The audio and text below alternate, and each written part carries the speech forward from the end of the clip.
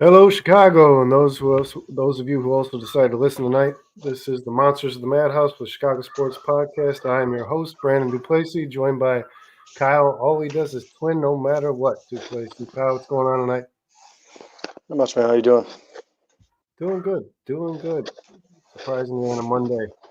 Um, so we are going to discuss tonight whether or not the Bears won the draft, and the view of Micah Parsons, the linebacker for the Dallas Cowboys, the Bears, who's kind of vocally been a Bears fan for the last year. So I know he was a big Justin Fields supporter, has claimed that the Bears have won the draft. Kyle, what's your just right off the bat? What's your thoughts on that? What's up, Illinois Jones? Yeah, I mean, ultimately, only time will tell. I do think that if Caleb Williams pans out to be a great player, or dare we say generational, then yes, the Bears will have won in the draft. If 10 years from now Caleb Williams has won 3 Super Bowls or gone to three and won two, and we look back on this draft, I think it's a slam dunk. I don't think there's any argument. Yes, what's up, Daniel? Kyle, we already got some chats rolling in. Bruce fan, what's going on, man? What's up, Bruce? How you We doing, already got brother? we already got 10 viewers. Wow, thanks, guys. Cliff here as usual. Appreciate your support. National media isn't including the trades for picks yet. I agree with that. So I was just going to say it is hard to kind of crown the Bears the draft winner because they only had 5 picks and actually started with 4 and traded back into the fifth to get the guy that I think we all wanted them to take in the fourth. Um, but they did also trade 2 picks from this year's or 3 picks from this year's draft from potential starters on their roster. We know Keenan Allen will be a starter. We know Montez Sweat's a starter, obviously, probably the best thing they got on that line.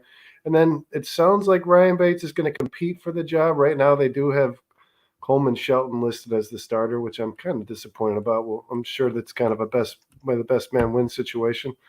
But yeah, no, I agree with you, Cliff. That is something that needs to be taken into account when you're when you're going to try to rank who had the best draft. You have to consider what the Bears spent those picks on because the pick is only worth the player that you spent it on. And I would say Keenan Allen and Montez Sweat are probably better than any player at that position in the draft at that spot that the pick the Bears traded, right? Yeah, I'd say so. I mean, if you could consider those picks they traded and you put them all in and you plugged them into the Bears draft, then yes, they would have won the draft, no doubt. Especially with Keenan Allen being a fourth round pick, be traded for a fourth round pick. But if we go solely based off of players drafted in 2024, I'd say only time will tell. It's totally up to Caleb Williams and Roman Dunze. Like I said, if Caleb Williams goes on to be some generational quarterback and is the next Tom Brady, Peyton Manning, Patrick Mahomes type player, and goes to multiple championships, then I don't think there's any debate whether or not the Bears won the draft. Yeah, we'll say this, guys. It is cool to see some love and support from a guy like Micah Parsons. Obviously, he's a competitor, but he was a big Justin Fields fan. He was a big Justin Fields advocate. And after the Bears moved on from Justin Fields and drafted Caleb Williams, it is it's his perspective that the Bears won the draft. So it seems to me as if he's also a Caleb Williams fan, which is what we kind of all hoping from every Bears fan is once Justin Fields, who a lot of the fan base did love, and he was a good guy. We all liked Justin Fields for who he was, but it was important that the Bears upgraded that position if they had the ability to. And Ryan Poles believed Caleb Williams was that player, the guy who was going to upgrade the quarterback position for the 2024 Chicago Bears. So it is cool to see Caleb. I will say Caleb, but the Bears in general already kind of getting some love from the players in this league. And I think I can't remember who it was. He was a wide receiver drafted. It was right before the draft. It was the day before the draft. Like, how the hell did the Bears get the 1-9 pick? It was somebody probably doesn't pay too much attention to NFL media. Can't remember, but I think players in this league are pretty aware of what the Bears are doing, which is cool to see. Not just the general managers and the coaches in this league, but players themselves are starting to see the Bears. Ryan Poles is putting together something special. And like I said, I don't know that I can say the Bears won the draft. They did only have 5 picks. I really liked I've said this before, guys. I really liked the Philadelphia draft. I really liked the Pittsburgh draft. I thought those two teams kind of from start to finish drafted star quality players, maybe even starters in pretty much every round minus the seventh. So I do give the Bears probably an A. maybe an A- on their draft just because they didn't have all the picks. And Cliff, you're right; they did spend a lot of the picks on good players in trades, but it still does apply to the fact that they drafted 5 players this year, right? Where every other team had 7 picks or more. Most like a lot of teams with these compensatory picks. So I don't know that I'd say that they won the draft, but I do know that they got what I consider to be the best player in the draft. How do you feel about Yeah, that? and you bring up an interesting point, man. You were referring. I think the quote you were referring to, I believe it was Garrett Wilson, who said that the Panthers got Yeah, fleeced, it was. Yeah. and if the Bears, if Caleb Williams ends up being the guy we think he's going to be and ends up being some generational talent, then not only did the Bears win the draft, but that may be the best trade in the history of the NFL. I mean, for at least for the Chicago Bears, obviously not for the Panthers, but I mean, what they've turned that trade into is absolutely amazing. And it's crazy because I've seen a lot of these Instagram posts coming up where they're showing that last game where Lovie Smith was still the coach of the Texans. Texans were playing the Colts. I believe it was 4th and 20, and they threw a touchdown to get within one, and then went for the 2-point conversion and scored it. And then that gave the Bears the first pick in the draft. I mean, I will never forget that game for the rest of my life, especially if Caleb Williams ends up being the guy we all think he's going to be. Yes, and the ceiling is really limitless at this juncture, guys. I do want to say hello to some people. Sean Lugo, what's going on, Sean? Thank you for joining us tonight. What's up, Dustin, Sean? thanks for being here. And then Dobbsy, you hurt my feelings, man. You told us about your dynasty draft, and then told us y'all don't care. Was just excited. We're excited for you, but you got Caleb, and I do think whether or not that pays off this season, it will in the end. Absolutely. I like Xavier Leggett. I think that's what is it, Leggett. Mm-hmm. And then yeah, Jadavion Sanders, man, as a player that I was really hoping the Bears were actually going to draft as much as they didn't need a tight end, and the Panthers kind of stole on him. So it seems like you're going to, I think the Carolina took Leggett, right? Yeah, So you're going the I believe it Carolina was way. the You last pick in the Dobbs, first round. Dobbs, you must have some faith in Bryce Young, even after the rookie season he had, and I'm with you there because I'm not counting him out yet. The And then Panthers had a great offseason in general. The Deontay Johnson acquisition was a huge one. Very quiet, good acquisition for them. They still have yes, Adam Thielen there. so you got Leggett, Thielen, and Johnson. Yeah, they do have. And then they gave him Sanders, who I think is also a really quality player. I mean, he's an athletic beast. But they're trying to do what they can to make Bryce Young succeed because they did spend the first overall pick on him and a lot more than that, as we know as Bears fans, guys. What would your dark horse draft winner be if you had to eliminate the Steelers, Eagles, and Bears? Who do you think would have won the draft? Probably the Rams.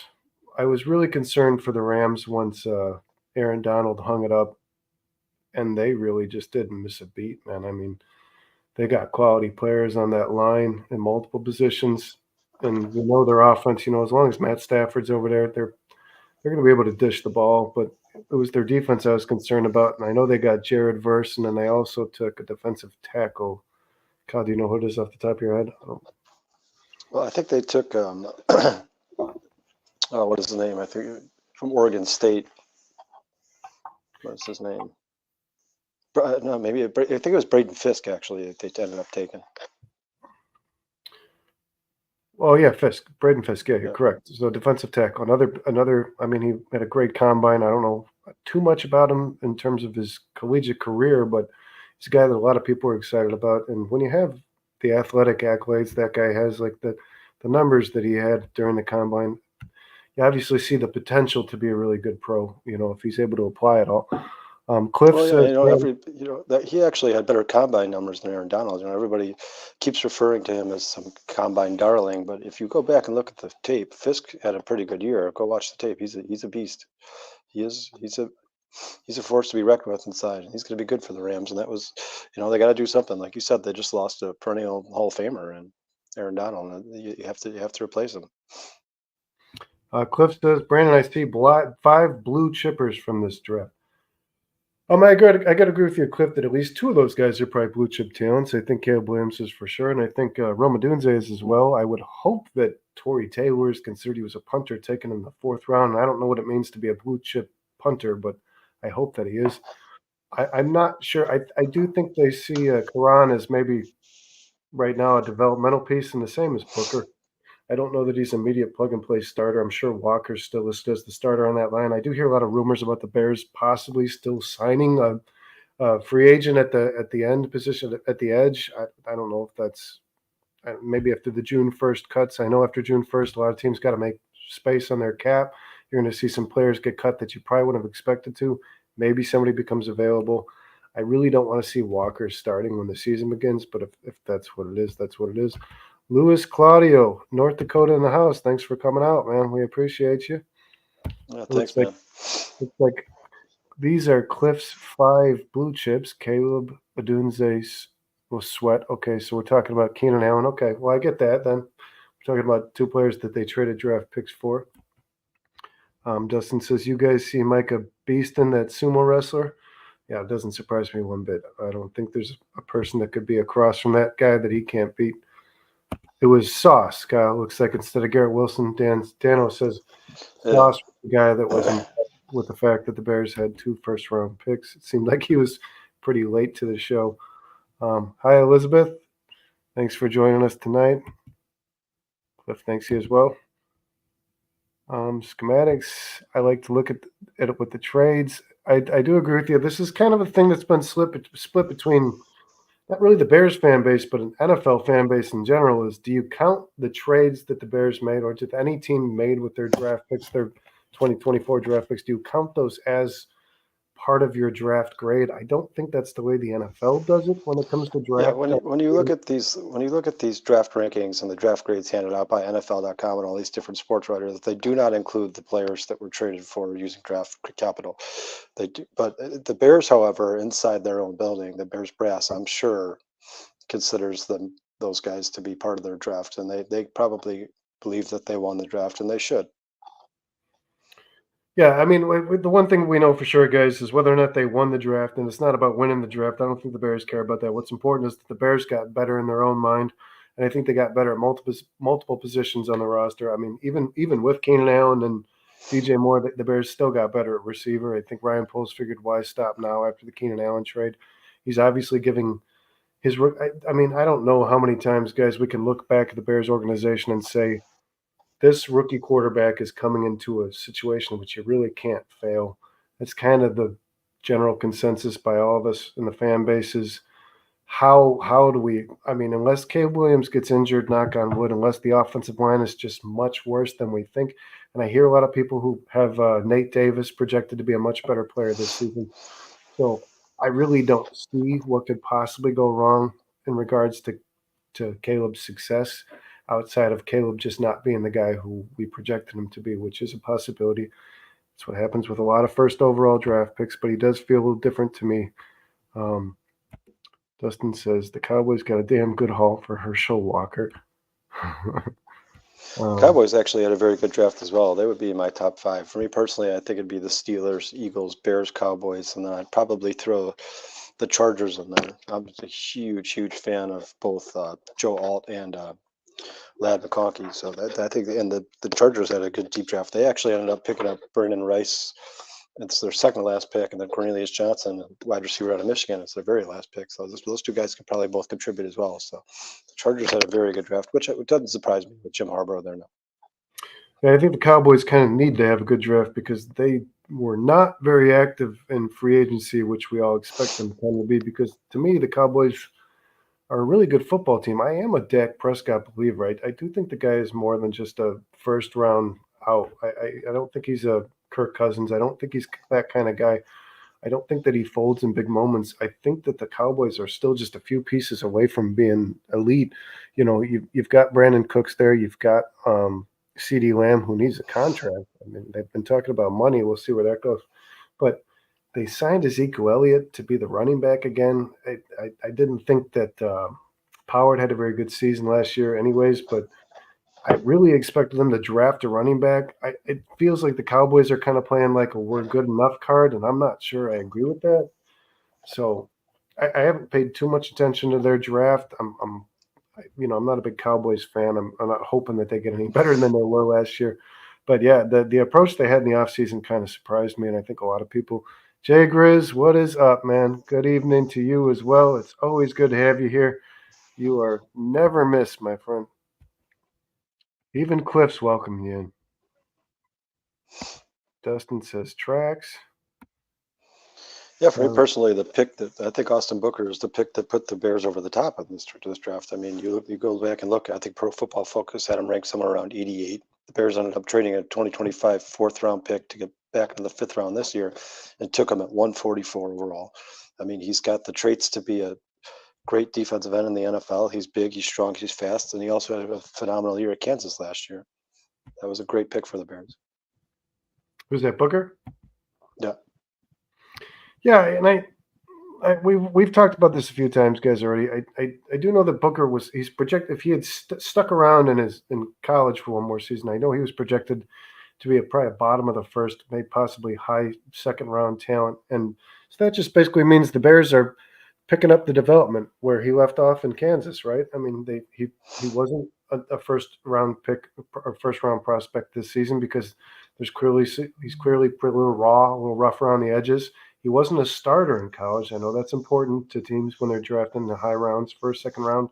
So I think the Bears just got to pick up where Booker left off when it comes to his development. And I think from everything that I've heard, is Eric Washington is kind of that guy. So we'll see where it goes. I think if Washington is what everybody's kind of made him out to be, the defensive line whisperer, then this is a perfect project for him. You know, Booker clearly has the motor. He's got the athletic ability. You know, he's listed at 240. I've heard 250. I don't know if the guy adds maybe 10 more pounds. He's got the athletic ability. If he can keep the finesse, the speed, he's got great hands, and he can get a little bigger. That's a guy that's definitely going to do some damage in the NFL one day.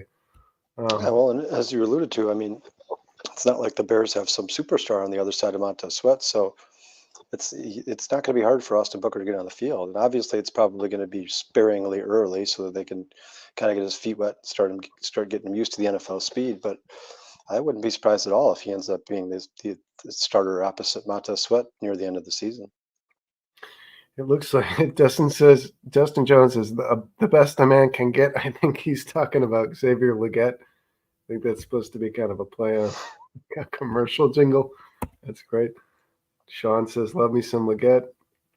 Chicago Sports Podcast calling out all of our people in the chat tonight, guys. And already we have 50 people. Wow. Thank you, everybody, for a Monday. Yeah, thanks, guys. What a way to spend a Monday night with the Chicago Sports Podcast, the Monsters of the Madhouse, right? Where are you going to see twins on a sports podcast, guys? We're twinning over here. This is twinning. Right here, man. The definition of twinning. Yeah, please do hit that like and subscribe button, guys. And I will shout out to one of our sponsors. Bridges Scoreboard is your Northwest Indiana Chicago sports headquarters with a Hall of Fame menu and the coldest beer in Chicagoland. The beer was pretty cold. I got to give it to him. It was cold, certainly. It's a cool spot, guys. Like I said last week, a lot of sports memorabilia. It's it became pretty apparent to me pretty quickly that it's a place that a lot of Chicago athletes love.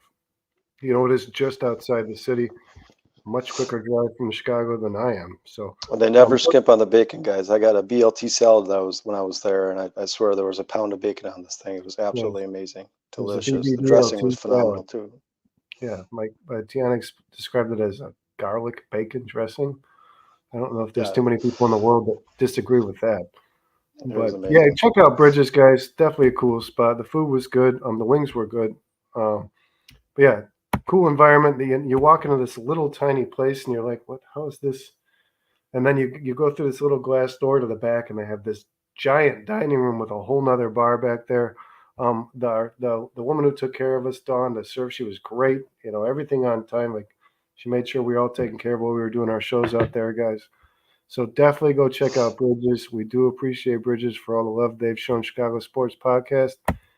AC Adams says CSP, Chicago Sports Podcast. Paul says, I have never been so excited about a Bears season. Our offense and defense have grown. Go Bears. Okay, so this is the general consensus over the 2024 Bears season is the excitement. And I do think that it did grow after the draft. Obviously, we knew Caleb Williams was going to be the Bears quarterback prior to the draft. I think most of us did. So after the draft, the addition of Rome Odunze and Austin Booker and we'll say Chicago's love, Torrey Taylor, these guys are getting people even more excited for a season that we were already excited about because we knew Caleb was going to be our quarterback. At least most of us did. There were still a few out there who wanted to believe that JF1 was him. But I'm sorry to tell you, folks. Yeah, as a Chicago Bears fan, especially born in '88, so obviously didn't get a chance to see him win the Super Bowl. But it seems like through our lifetime, the Bears have always had like this seemingly indifferent fan base that's just kind of always had the reservations every time the Bears start to make sense, start to make good moves. But this year definitely has a different feel to it. It's almost surreal. It seems like Ryan Poles and Kevin Warner, the guys who finally got this thing turned around and are starting to instill winning culture here. Yeah, it feels different. We talked about this for a long time, guys. Ryan Poles is, like I said, I don't know how many times I've seen a rookie quarterback draft for the Bears and thought they really just set him up in a situation where he cannot fail. I mean, it's pretty much so. The thing about Justin Fields was he didn't succeed his rookie year, but he had a lot of reasons, and that people will call them excuses, but they were legit. They didn't have a good offensive line. They didn't have weapons. And Kyle can tell you who that wide receiver core was. He knows in the back of his hand, but they weren't good. I don't know if any of them are even still on the roster. And Caleb Williams has no excuses. This is a no excuse season. Like Caleb Williams is now. Obviously, Bears are going to be patient. They're going to give him time to grow. But you can't finish this season saying, well, Caleb didn't have this, or he didn't have that, or he needed this. The coach was bad, or the offensive line, the wide receivers. There is no excuses this year, guys. That's the first time I can say as a Bears fan, our quarterback has no excuse. He has everything that he needs to be provided to succeed. And you know what? Even though there's probably a ton of pressure set on his shoulders from the city of Chicago, I really don't think there's as much pressure inside the building as people think. I don't think the Bears expect Caleb Williams to win the Super Bowl this year. And if he doesn't, I don't think they're going to be disappointed. As long as he shows growth, that's what they're looking for. They're just looking for those big steps and leaps forward, and then hopefully he can go into next year and get even better. But just little day by day things he gets better at, like we talked about on the CSP podcast before. He may start the first 6 games of the season averaging 180, 200 yards a game. They'd probably like to see that somewhere around 250 to 280 towards the end of the season. Yeah, like Jimmy Mack said, guys, if you play your heart out in this city, people will like you. If people will root for you, if you win, people will love you. That was Jim McMahon's advice to Caleb Williams. Cliff, I got to agree with you here. I doubt Zeke will be the answer. Yeah, I think he zeked about 5 years ago, right? I don't know that he's going to be the answer either. I'm pretty sure they still have a couple of guys like Deuce Vaughn and who somebody else was on that roster last year that got a strange name, Kyle. Yeah, I know what you're talking about. I can't Yeah, think of his name, yeah, but I mean, yeah. there's also like you were talking about with the Bears. There's plenty of talent that's going to get cut off rosters here in the near future, and then obviously with undrafted free agents are still available as well. And running back seems to be the position that seems to be kind of the deepest in the NFL nowadays. It seems like these guys aren't really paying running backs anymore. They're not keeping them around. It seems like it's the probably the easiest position to find in free agency. Yeah, I know Dustin and I have disagreed on this, but if the Cowboys want a running back desperately, come call in Chicago. We've got a few of them. I think did Foreman get signed? He got signed by the Browns, right? Yeah, Foreman, yeah, Cleveland okay. Browns. So they got Jerome Ford, Deontay Foreman, and Chubb. So maybe the Cowboys reach out to them for somebody. Cowboys want Pittsburgh's running back. I don't know. I haven't heard anything about this. Maybe this is Well, something. Najee Harris, the Steelers are declining Najee Harris' fifth-year option, so I think, in a Oh, is it way, Harris? Or is he talking about Connor? Connor? no, I don't think Warren's going anywhere. If you're referring to Warren. Warren, Sorry, Jalen Warren. I don't think he's going anywhere. I think towards the end of last season, he kind of seemed to step into that third down back role. If anything, I think that the Steelers would be shopping Najee Harris. Warren's still got a few years left on his deal. He's the cheaper option. He's probably the better option. I think he's all around better player than Najee Harris. So if anything, I think the Steelers would be shopping Najee.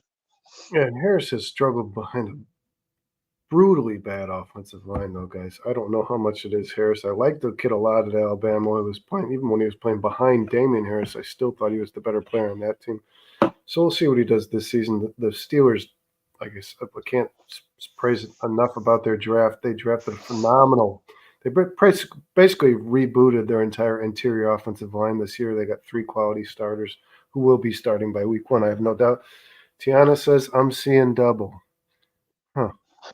Yeah, to me personally, if I had to, the Steelers to me had the deepest draft. I think they got the most amount of immediate impact players. I think the Eagles had the two biggest steals of the first and second round with Mitchell and DeJean. I think both those guys fell way too far. They are both 100% going to be immediate starters and going to make impacts.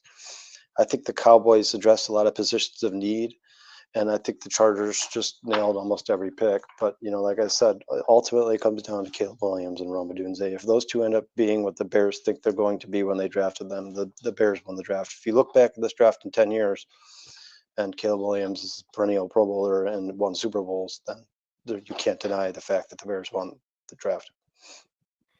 Yeah, and if you dive a little more into that as well, if you look at these teams that have drafted, I know the one that we're all going to think of immediately is Joe Burrow, Jamar Chase. If you look at these teams that drafted quarterbacks in sync with a stud wide receiver, and they've been able to develop together, it seems like that.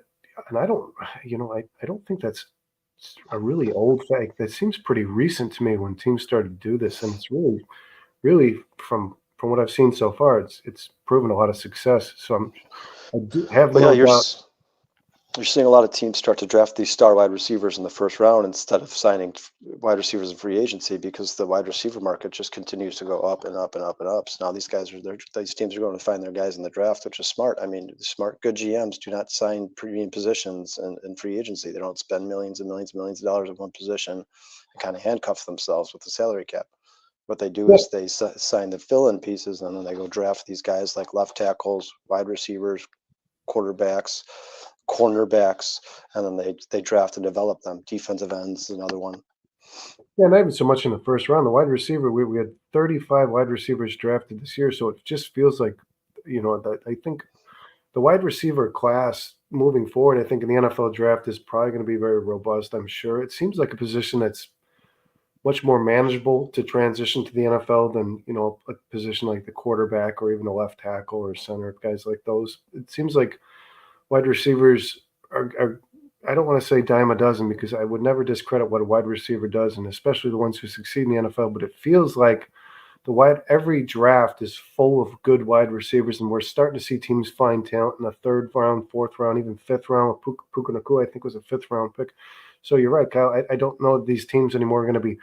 You know how the NFL goes. These guys sell the product, but the bottom line is these owners don't want to give up $180 million. Yeah, and to your point, David Kaplan came on this show, the CSP podcast, and said that of the top 10 highest paid wide receivers in the NFL, I believe only one of them was a first round pick. I mean, that's the problem. First of all, these guys are bigger, stronger, and faster every year, and then the NFL rule changes have made the receiver position a lot easier to succeed at. I mean, back in the day when these guys could be these cornerbacks and defensive backs could be physical, it was much tougher to play wide receiver in the NFL. But nowadays, these guys are all just they're burners. It's tough to stay on top of somebody. You can't touch them.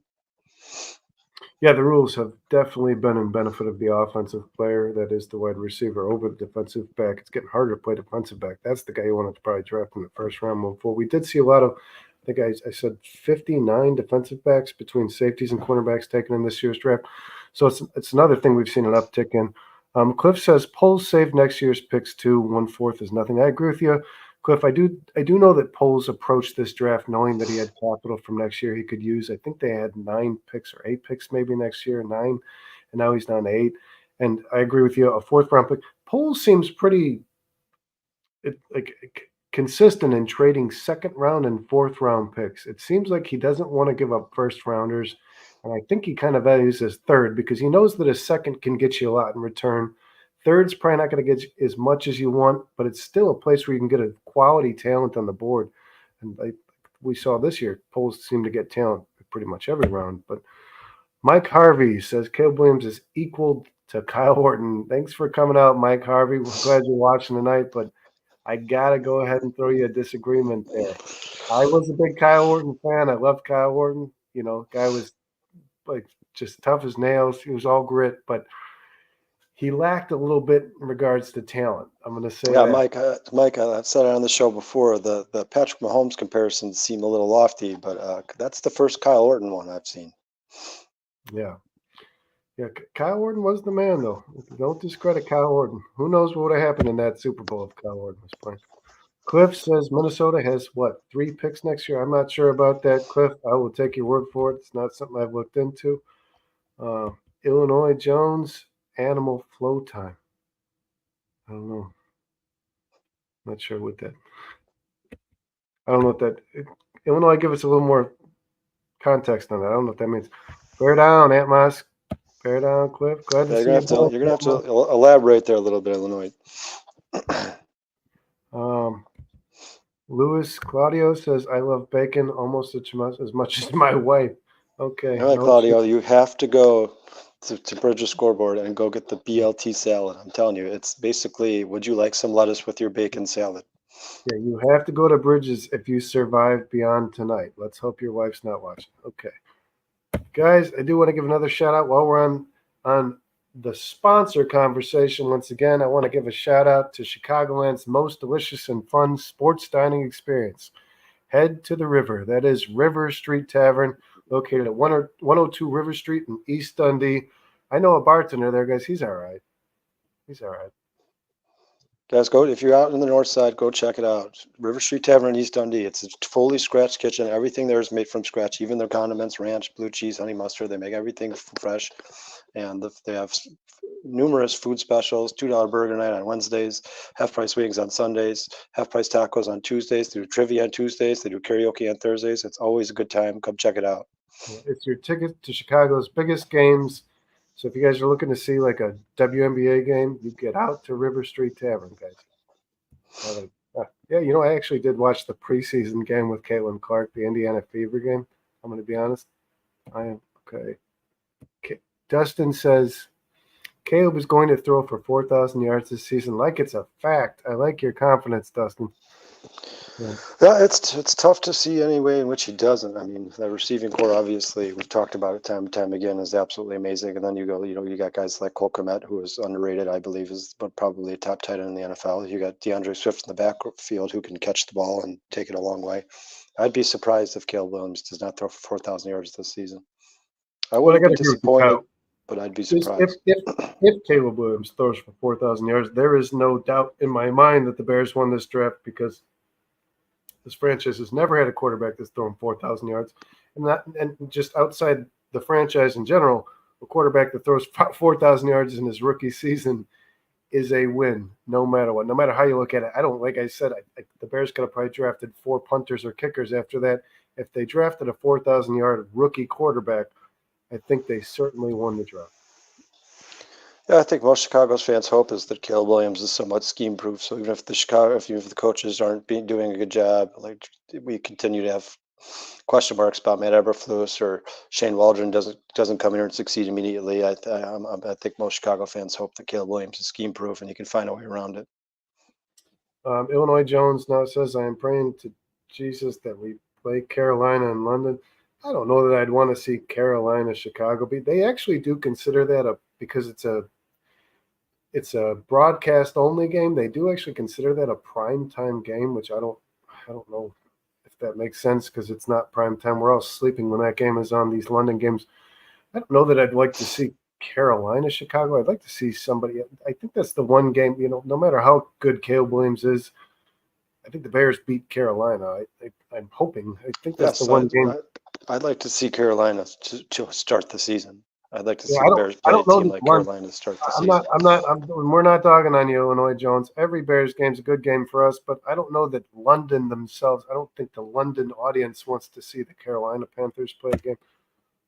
Cliff says, trade Herbert to Dallas. So this is the thing I've heard a lot. I do got to say this, guys. I know he's had some injury history, but the Bears play a lot of committee running backs, so Khalil probably doesn't get the work call, as we call it, but he is a good running back. I mean, I think he's averaged over 4 yards in most of his career, at least the last 2 years. And he's probably a spellback. He's not a guy I'd want to see take the entire load. I don't know what would happen to his production, but I do think Herbert's an important piece on the Bears this year. He's kind of, since the Bears drafted signed DeAndre Swift, Khalil Herbert and Roschon Johnson have kind of forgotten about everything I watch on the 4 Letter Network, everything I watch on NFL Network. These guys are never mentioned. They talk about Keenan Allen. They talk about DJ Moore. They talk about Roma Dunza. They talk about DeAndre Swift, Cole Kmet. I don't ever hear anything about Khalil Herbert, and it's not like the guy's been bad or non-productive over the course of his career. I think there was a year where he was actually leading the NFL in yards per carry, and I think he took less than most running backs did. But he's caught when Justin Fields was in a bind. He caught the ball, he bailed him out, and he has been there when the Yeah, Bears and need him. I think that's part of the the strategy here for keeping these three guys. I mean, you have Roshan Johnson, Khalil Herbert, and now DeAndre Swift, and they all present a different skill set. The thing that's unique to the Bears is all three of them can catch the ball. So just because somebody's at like 90% of the time Derrick Henry's on the field, I think the defense knows the Titans are running the ball. You come and look at the Bears, whether it's Khalil Herbert, Roshan Johnson, DeAndre Swift. I mean, they all have the unique running styles. Like Roshan Johnson would probably be considered like your bruiser, the guy in between the tackles, runs up the middle. Khalil Herbert has good speed on the outside. He has even better speed in the open field. He's actually kind of sneaky fast. And the DeAndre Swift can kind of the utility guy can do anything, pretty much anything you ask him to do. So when any of the three of these guys are on the field, the defense has to keep they have to stay on their toes. I mean, they keep guessing. Any three of these guys can come out of the backfield and catch the ball. Yeah, I know Roshan. I think he struggled a little bit early with pass protection. He got a little better as the season went on, but I agree with you, Kyle. I don't think the Bears did a good enough job last year at trying to run to the trying to beat people on the edge. They kind of ran a lot up the middle, and Khalil Herbert, if he gets out to the edge, that guy's as dangerous as anybody in the NFL, honestly. Like once he's got the ball, he's not the fastest guy in the world, he's not the strongest guy in the world. When he's got the ball in his hands, he makes good decisions, and he is elusive. I've seen the guy, he doesn't necessarily break tackles, but he avoids tackles a lot. I'd say, if anything, Khalil Herbert's handicap is pass protection. I think Khalil Herbert was the worst pass protector on the Bears last year in the running back room.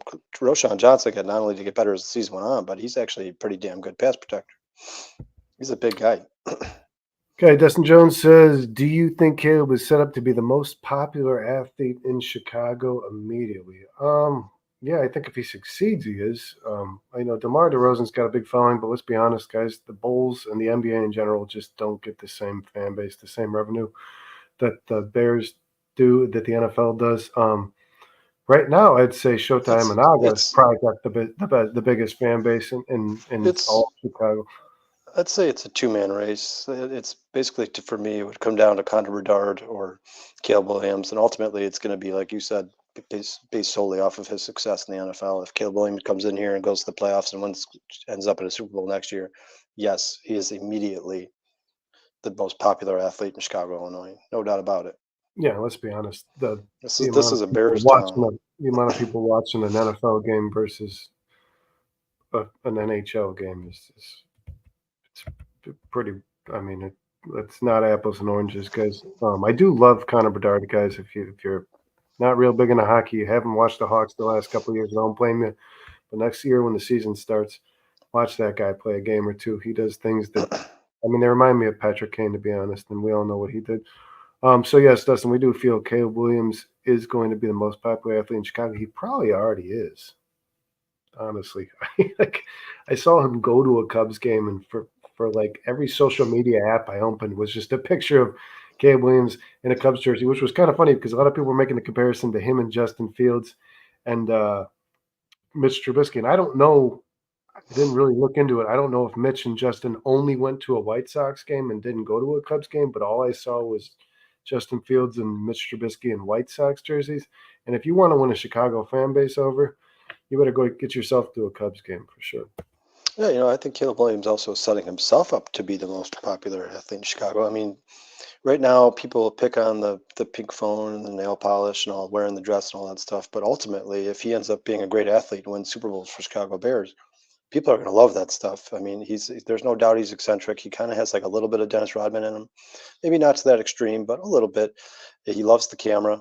And I think that ultimately those little antics that he pulls are going to end up being, I wouldn't be surprised. Would you be surprised at all if you saw Bears fans walking around with painted nails after the Bears won a Super Bowl? Not at all. I I expect would it. be, I won't do it, but yeah, I would not be surprised. Guys, and speaking of painted nails, because segues don't have to make sense, I'd like to thank Serendipity Ice Cream Parlor and discover what the delicious summertime tastes like. Guys, it is going to start getting really warm. I'll be honest, today at work, for the first time ever, I was really breaking a sweat. Um, Serendipity is serving up heaven. Heaven. We recommend delectable funnel cake sundae. Guys, go get yourself a funnel cake sundae. Like I've said before, I'm not the biggest ice cream guy, but if you throw a funnel cake over hot dogs, I'd probably eat it, to be honest with you. Here's Sean, a comment from Sean Lugo. Warren is instead, I believe he's referring to Jalen Warren from Pittsburgh Steelers. And yeah, like I said earlier, I agree with you 100%, Sean. I think he's going to end up being the Steelers' #1 guy for a long time. He kind of reminds me of James Conner a little bit. It's kind of on the same trajectory. Illinois Jones says the Bears schedule release Friday? Question mark. I don't know if that's a question or a statement. believe I think it's- he's asking. I think it is next week. I believe Next it's week? this Thursday. Thursday. Oh, sooner. I believe it's Thursday. Sooner, Indiana, Illinois Jones. Brewha7 says bear down, Aunt Massa. These guys are chatting with each other. Thanks for all the love, guys. We do have 75 in the chat right now. I appreciate you guys. Kyle appreciates you guys. Thanks for showing us love. Thanks for hanging out with us on a Monday evening. Illinois Jones says, how high do you think Carolina's 2 will be next year? And do you think they will draft a new QB 2? It's second round pick? Yeah, the pick the Bears acquired and the Bryce Young trade. There was a 2025 second round pick that went to the Chicago Bears. I mean, ultimately that comes down once again to Bryce Young. If he's, I think they've put a decent amount of pieces around him. If he's good, then they'll probably somewhere near like 10, 11, 12. If he's not, yeah, I mean, we're looking at the Carolina being the first, second, third worst team in football again, especially since they just got rid of Brian Burns, who really changed that defense for them the last couple of years. He's been amazing, absolutely amazing. Yeah, I think this Carolina's second will be in the top 10 of that round, but I don't love the quarterback class next season. I think you're looking at probably Shedeur Sanders and then maybe Jalen Milroe. Jalen Milroe from Alabama. I believe Jalen Milroe climbs higher than Quinn Ewers next year. Then you've got guys like Will Howard, who is 6'5". We'll see how he plays for Ohio State. Dylan Gabriel transferred to Oregon. He's probably gonna have a good season, but he's a college quarterback. I think the guy stands at like 5'9" at best. I don't know if that's anybody. I don't think Carolina will be, if they're drafting a quarterback next year, it will not be a guy who's the same height as Bryce Young. Yeah, maybe they'll go after Will Howard just for the sheer size of the guy. He's huge. And he's probably gonna. Ryan Day runs a really good system over there, even after Urban Meyer left. Ryan Day's a really good coach. Any player that's fortunate enough to play for him is probably going to be an NFL draft pick in the future. And outside of that, there's a couple other guys. Bear down, Squeegee. Bear down, Squeegee. Thanks for joining us tonight. There's a couple other guys. I see maybe 2 quarterbacks, three if some teams are desperate in the first round of next year's draft. So, yeah, we'll have to see. It's a good question, Illinois Jones. We'll have to see how that all plays out. Cliff is back. He says the NFL needs to go international and bump the salary cap each year. Well, they kind of have been doing this, Cliff. The cap in the last decade has actually doubled, which is it's annually. It has increased. It's increased annually. It's much further than any of the rates in major sports. I believe the salary cap increases even. I think the rate is even higher than that of the MLB. So the NFL, I mean, you're going to start. I mean, the MLB in a decade from now, oh yeah, that's right. Sorry. In a decade from now, we're going to be. You're right. Good point, Kyle. Wow, I feel dumb. In a decade from now, we're going to be talking about $200,000 contracts with players in the NFL. Easy, I think. 200 million, yeah. I mean, $200,000 if you're Velus Jones, maybe. But yeah, 200. You might see that. You might see it. You got me covered in that. Thanks. You might see that as early as this year. I mean, I expect Justin Jefferson to get much more than any receivers ever got before. I'd say probably close to the $150 million range. I was talking about this with a buddy earlier. If I know Jerry Jones, like I believe you might actually see CeeDee Lamb. I would not be surprised if CeeDee Lamb actually got a larger contract than Justin Jefferson did. I know Jefferson's been in talks about his contract for a while now with Minnesota. CeeDee Lamb's contract negotiations just started earlier this offseason, and I would not be. And Jerry Jones promised that CeeDee Lamb's going to be on the Cowboys no matter what it takes. If he means that, I mean, if that's the truth, I would not be surprised to see CeeDee Lamb get the largest wide receiver contract in the NFL. But Time will tell. I think CeeDee Lamb, Justin Jefferson had the injury last year. He's had a really good career so far. I don't know that he's going to progress. I think if he stays as good as he is, that's good enough. But CeeDee Lamb might actually get better next season, which kind of scares me, to be honest. Because, like I said, besides Brandon Cooks, they got a plethora of tight ends who we don't know their names because they're like 47 letters on the back of their jersey. But CeeDee Lamb might be the most Jake targeted Ferguson's pretty receiver good. in the NFL. What's that? Jake Ferguson's pretty good for the Cowboys. He's a pretty good. He's their starting tight end. He's a pretty good player. Antmont says they can. Says they can start by swallowing the CFL and Cliff. I think he's responding to Cliff. Oh, add Cliff. Yeah. I liked Rome more than MHJ. I don't. Jones. I don't know that I liked Rome. I do love Roma Dunze. I think all three of these wide receivers were worth top 10 picks without a doubt. I don't know that I like them more than Marvin Harrison Jr. I did like Malik Neighbors more than Marvin Harrison Jr. Kyle, I know, disagreed. Kyle had Marvin Harrison as the best wide receiver in this draft. But honestly, I don't know that it matters which one of the three you get. Yeah, I I mean, think if these guys all end up being perennial Pro Bowlers or even Hall of Famers, and they each have a different skill set, like a lot of the NFL comparisons for Roma Dunze is Marvin Harrison Jr. I mean, is Larry Fitzgerald. A lot of comparisons for Marvin Harrison Jr. is Justin Jefferson. I mean, if we got Larry Fitzgerald and the Cardinals got Justin Jefferson, I don't think anybody's going to be upset about it at the end of the day. Yeah, I think Malik Neighbors is compared to just highly explosive receivers. He kind of has a little bit of Antonio Brown in him. He's quick, he's fast, he's explosive, he's tough to cover, he's a great route runner. He is. I think that personally, Malik Neighbors had the most unique skill set in the draft. Now, I'm not saying that computes in him being better than Marvin Harrison Jr. because I believe Marvin Harrison Jr. was the best player in this draft overall, the best overall player in the draft. But Malik Neighbors is a very unique skill set. Cliff says, I made chicken fried steaks and mashed potatoes a couple days ago. My wife didn't like the bacon and gravy. What? Next time I was trying it for. You know what, Cliff? In defense of your wife, and don't hate me, Chicago, don't hate me, world, I do not like, I'm going to say it, guys. Drum roll. I don't like bacon, guys. Not a big bacon guy. Although the salad Kyle had did look quite delectable. I'm not a big bacon guy. I'm about to start getting all kinds. Let the comments come on, guys. Bring the comments in for that. Okay, a lot of players play in the CFL to keep hopes of re-entering the NFL. Yeah, I think any player that goes to any football league outside the NFL was probably somebody who played college in the United States, whether it be Canadian League, even the UFL. I've seen a couple of guys in the UFL that were actually at one. I believe Jake Fromm, who played for Georgia, is a quarterback for one of those 10 teams or however many there are in the UFO.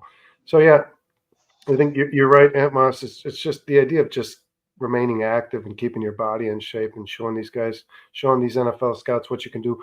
I believe the Bears at some juncture actually signed a defensive back out of the CFL. Yeah, Robertson. Was it Roberson? Yeah, Roberson. I believe, yeah, he had won. I think he had maybe even won a championship in the CFL. So, yes, I think, and he was a local kid, so I know they liked him to begin with. But yeah, some of these guys do. I mean, now these NFL teams have scouts all over the place now. You know, the Chiefs just signed a player from the rugby league. I mean, they are looking for talent wherever they can find it. And sometimes it works out, but usually it doesn't. Yeah, we've seen the rugby thing happen before. That's not typically. It hasn't shown much success. It's a very different game, guys. And if I was going to sign a rugby, yeah, and isn't he like a receiver? If I wanted a rugby player, if everybody's actually watched the game of rugby, if I were to sign a rugby player to join my NFL team, it would probably be somebody who played in the trenches, somebody who played in like the offensive or defensive line, because that's where rugby really impresses me, is these guys' ability to just go shoulder to shoulder without hurting themselves. Aunt Ma says most teams are located along the border. Okay. I think he's referring to Canadian football leagues, the United States Canada border. So not so far away from Seattle, Buffalo, Detroit. Yeah, that's why I think Buffalo has the Buffalo Bills have a big Canadian fan base. I think because they played in Canada. Yeah, they're really close to the border there, guys. 38. Yeah, 3,838 yards is the Bears' all-time record for passing yards. It was set in 1995 by Eric Kramer. Well, we've Try to wrap your head around that, guys. The Bears' passing record was set in 1995. we've talked about this on the CSP podcast before, but I believe personally that the best year of a Chicago Bears quarterback of all time was 2014 and Jay Cutler. He had, I believe, 3,812 yards and 28 touchdowns, but he missed the game that season.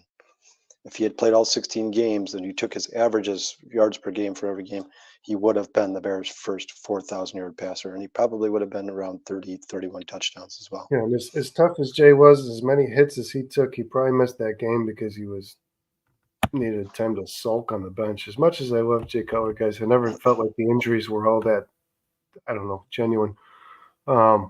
I was really excited about that Bears team with Alshon Jeffrey, Brennan Marshall, Matt Forte, and Jay Cutler. I thought that, and Martellus Bennett at tight end, I thought that team was going to be really good.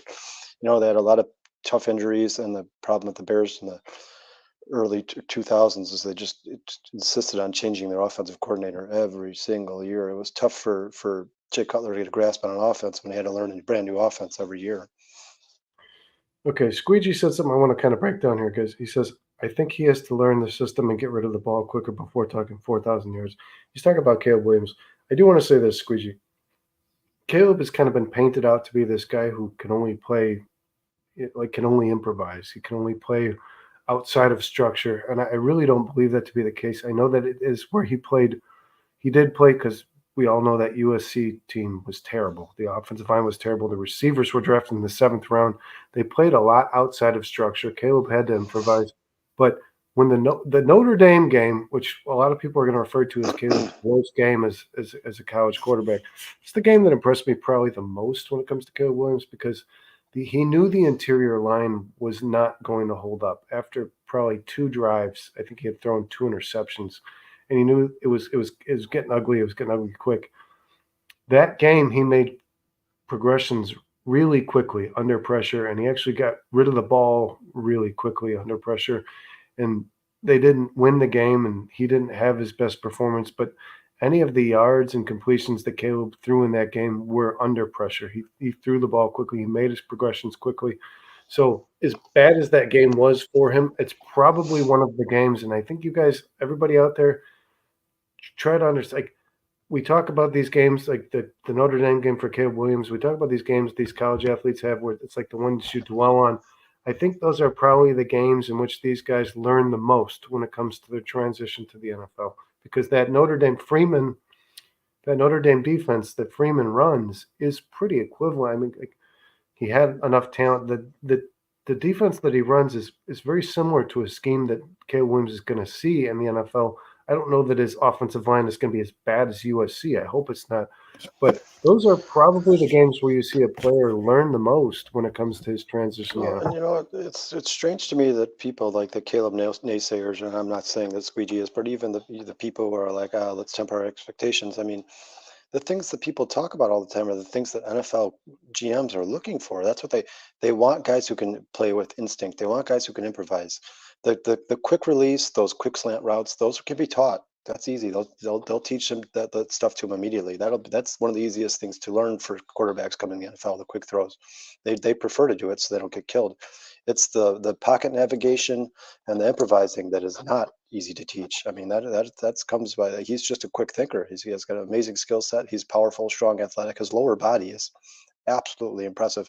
He's going to be one of those quarterbacks that makes plays out of nothing, and he's gonna have those pedestrian runs where you don't think he's ran the ball a ton, and then you go look at the end of the game and it says 6 rushes for 60 yards. Caleb Williams is the complete package. He has it all. All the rest of the stuff that people are worrying about, he doesn't have quick release, it takes too long to release, that can all be taught, guys. That's what the NFL is there. That's why these coaches are hired. They're there to break these habits of holding on to the ball too long, so on and so forth. He's a smart guy by all accounts. He's a leader. He wants to learn. He wants to be the greatest of all time. He's said it 100,000 times. He's cocky. I love it. I love every single thing about him. I cannot wait to see him in a Bears uniform. And I would not be surprised at all if he comes out and throws 4,001 yards and 31 touchdowns. I think it's Shane Waldron's system. Caleb's going to have to learn a little bit more about anticipation throws. Obviously, of course, it's based on timing. But I do believe, like Kyle said, pocket awareness is one thing. If you go back and watch Caleb Williams' film and you question pocket awareness, you're not watching the right thing, man. Um, Well, and the arm angles, the arm. Justin Fields felt pressure when it wasn't there. He felt the need to run or get rid of the ball, or he kind of just folded and took a sack when he still had multiple seconds to throw. Caleb Williams is very aware of the pressure around him. That's one thing that I see from him that I haven't seen in a player in a long time is he knows where the pressure's coming from. And I don't know if he was just familiar with the weak points in his line or if he's just familiar with the coverage or the protection that he's calling before the snap. Because you see a lot of 7 men rushing, 5 man protection. So Caleb knows that something's coming somewhere. He knows he's going to get rushed. He knows he's going to get pressured, and he just kind of his natural ability to just know where that was going to come was one of the most impressive things I've seen when I watched Caleb Williams film, and I've watched a lot over the last couple of weeks, guys. Since he was drafted, I've dove even more into why we should be excited about this guy. That is one thing that's just stood out to me across the board. Is his pocket Yeah, awareness. his pocket presence is very similar to that of Kyler Murray. I mean, he's just tough to get down, and if you don't get back there fast and you don't close both corners, he'll find a way out. He'll sneak out, and if he gets out and there's somebody open, he's going to find him. I mean, Caleb Williams continues to look downfield. He's very smart player. Like we said, he's instinctive. He's good at improvising, and he will find the open man. I'd really, for me personally, I'd rather see the characteristics and the strengths in Caleb Williams than any other quarterback in this draft. I mean, I love the fact that he can throw on the run. He's accurate. He's a quick thinker. He's a quick decision maker. We all seen that play where the snap is fumbled and he goes and picks it up and throws it immediately. He barely even looking downfield. His arm angles are absolutely amazing. That's something that I think that's what most people compare him to Patrick Mahomes, is how he can throw at those different arm angles. And that's something else that I don't believe can be taught. I think Caleb Williams spent a lot of time throwing the ball in his life, and he's learned how to throw the ball from anywhere to anywhere. Yeah, and a lot of people talk about Caleb Williams having to play hero ball through the course of his career, collegiate career, especially last season. The year after following his Heisman year. But I guess that's what we've kind of been hammering away at, guys. Here is like we're talking about. Did the Bears win the draft? They drafted Caleb Williams. The system that the Bears have developed, like the Bears have built here, outside of Shane Waldron, who we don't know. We saw him in Seattle. We don't know too much about what he's going to bring to Chicago, but he doesn't need to play hero ball, guys, and he's aware of that. Caleb Williams is the first person to be aware of the fact that he has the tools around him. He's got flats, he's got checkdowns, he's got the 15-yard outs, he's got the corner fade, you've got Cole Kmet, Gerald Everett. You have all of the tools on this offense to play. Honestly, guys, this offense is frightening for any defensive coordinator that's going to approach the Chicago Bears in the 2024 season. You've got to really scheme something up because you're not gonna if they run 10-man, you're in trouble because that means Odunze, Allen, and Moore are on the field at the same time. If you run 11-man, you're talking about a guy like Cole Kmet and is a linebacker to keep up with Cole Kmet. If you have to double a guy like DJ Moore, Keenan Allen, and then you get to 12-man, you're talking about Gerald Everett and Cole Kmet being on the same field. There's just you're gonna have to get really, really crafty in order.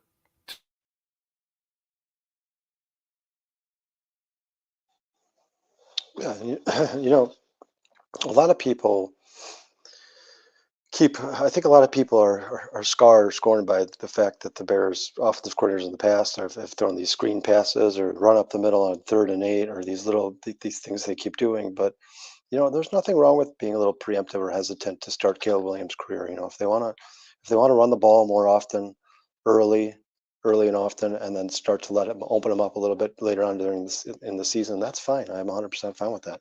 I think Caleb Williams can shoulder the load. I'd like to see the Bears run the ball almost as much as they possibly can throughout the first month of the season, first 4 games, first quarter of the season, and then start to open it up a little more as Caleb Williams gets more and more comfortable.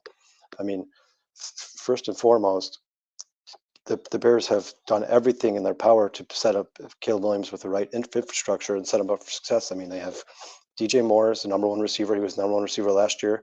He's one of the best receivers in the NFL. He's put up great numbers since the beginning of his career, and he's never had consistent quarterback play. Keenan Allen's been the pillar of consistency in San Diego and then Los Angeles when the Chargers moved. He's been amazing his whole career. He does nothing but catch touchdowns and third down passes. He's kind of, I believe that he'll be like Caleb Williams' security blanket, basically. They went and added Rome Odunze in the draft, who's basically at this point a luxury. I mean, he can learn at his own pace. They can bring him along as slowly or as fast as they want because the talent around him. Cole Kmet, like I said earlier, is probably one of the most underrated tight ends in the NFL. He's a good pass catcher. He's a good blocker. You never know where he's going when he's on the field. They brought in Gerald Everett, who's been a good pass catcher throughout his career. I also don't believe Gerald Everett has reached his ceiling. And like we said, you have that three-headed monster in the backfield now: Herbert, Johnson, and DeAndre Swift, and they all can catch passes too. I mean, it seems like they've set him up so that almost every play he's going to have an out. And part of the reason I think the Bears didn't address the center position in the draft is because they know he's good at navigating the pocket. I mean, I think that's a big chunk of why they didn't feel the need that they had to go acquire a better center.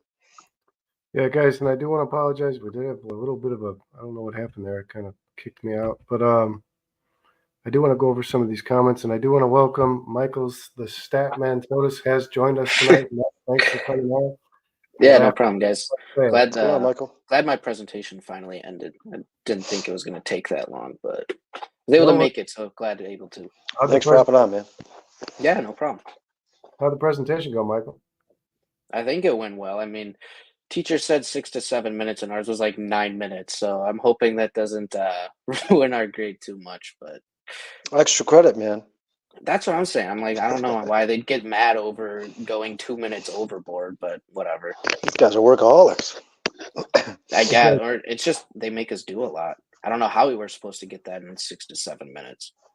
Mike, you are joining us while we got to play a little bit of catch up. So we've got to go over some of these comments. We've got about 30 we haven't seen so far. Roshan was less than advertised. I don't know how much that was Justin's fault. I don't know that Roshan Johnson's inability to get the time he needed on the field was Justin Fields' fault. I know Justin Fields was majority of the running attack, but Roshan was a guy, as I pre-mentioned, is a guy they were trying to kind of develop into pass protection as well.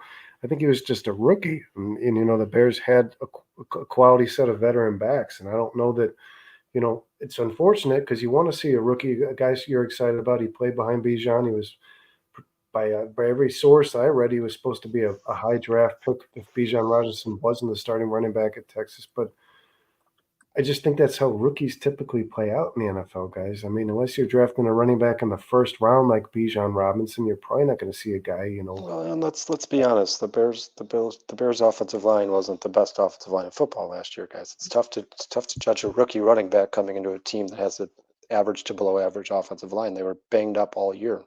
And remember, rookies in any sport, rookies just aren't going to be on the field 100% of the time. So I do believe that that's a guy you're going to see a little more this season, even with the addition of Sweat. I do think you're going to see a lot of Roshan Johnson this season. And I do think that between Khalil Herbert and DeAndre Swift, I don't know that neither one of them has either one of these guys finished a full season. I'm not sure. Well, DeAndre Swift played every game last year, I believe. I believe he did, yeah. Really? I mean, they're definitely, he's not going to be an every down back. I mean, I think the Bears know that. That's why they haven't traded Khalil Herbert or Roshan Johnson. I think they're both going to play big roles in this offense. I mean, DeAndre Swift's a great addition to this team, and he has a very unique skill set, but that doesn't mean you're not going to see Roshan Johnson. He's still going to be the guy that runs between the tackles and is the power runner, especially on, I believe, third and short, he'll be used primarily.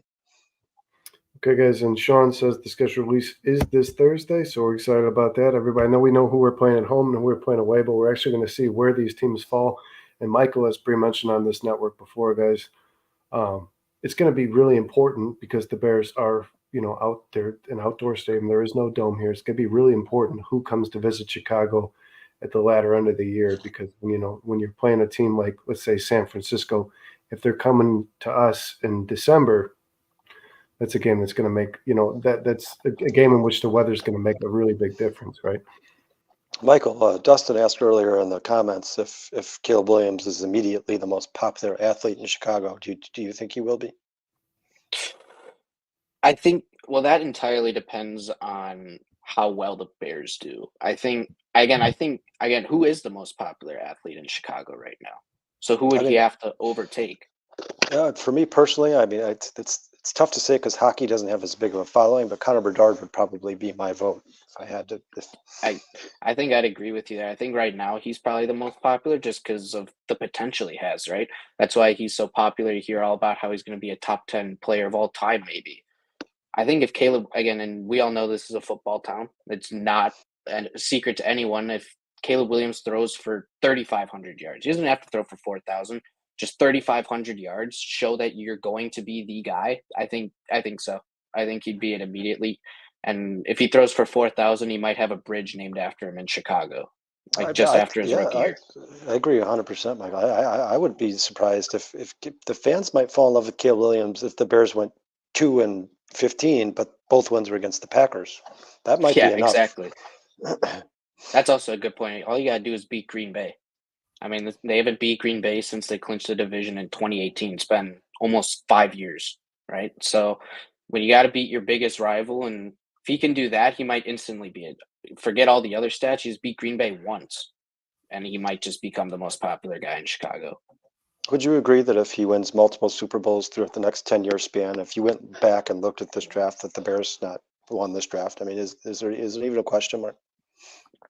If he wins multiple Super Bowls, so Caleb just Williams, Caleb, yeah, probably. Assuming Odunze contributes to those 2 Super Bowls, maybe he's not like a top 5 wide receiver in the league. Even just he contributes. Like you can look at those Super Bowls and say, yeah, he did contribute, and that's also a big reason why. And even if Torrey Taylor isn't a leg god, he just contributes on punts. I think the Bears would easily win the draft, and the only way they wouldn't is if any of the other quarterbacks won more. If Drake May wins 2 or 3 with the Patriots, or Daniels 2 to 3 with the Commanders. JJ McCarthy isn't winning 2 to 3 Super Bowls. I won't even mention his name, so I don't even have to get into that.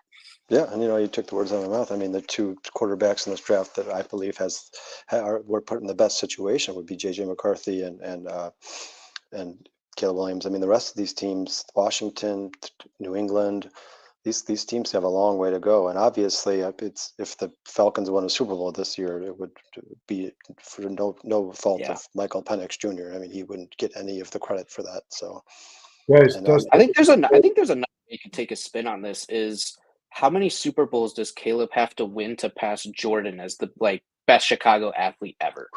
That is a really tough question, man. That is a really because I mean 6 NBA championships and arguably the greatest basketball player of all time. That's incredibly hard to pass up. But on the flip side, I think winning a Super Bowl is a little bit harder than an NBA championship. So I'm not sure if 1-to-1 is equal, but the revenue, it's hard. the ratings the NFL would probably play in his favor just alone over the NBA today.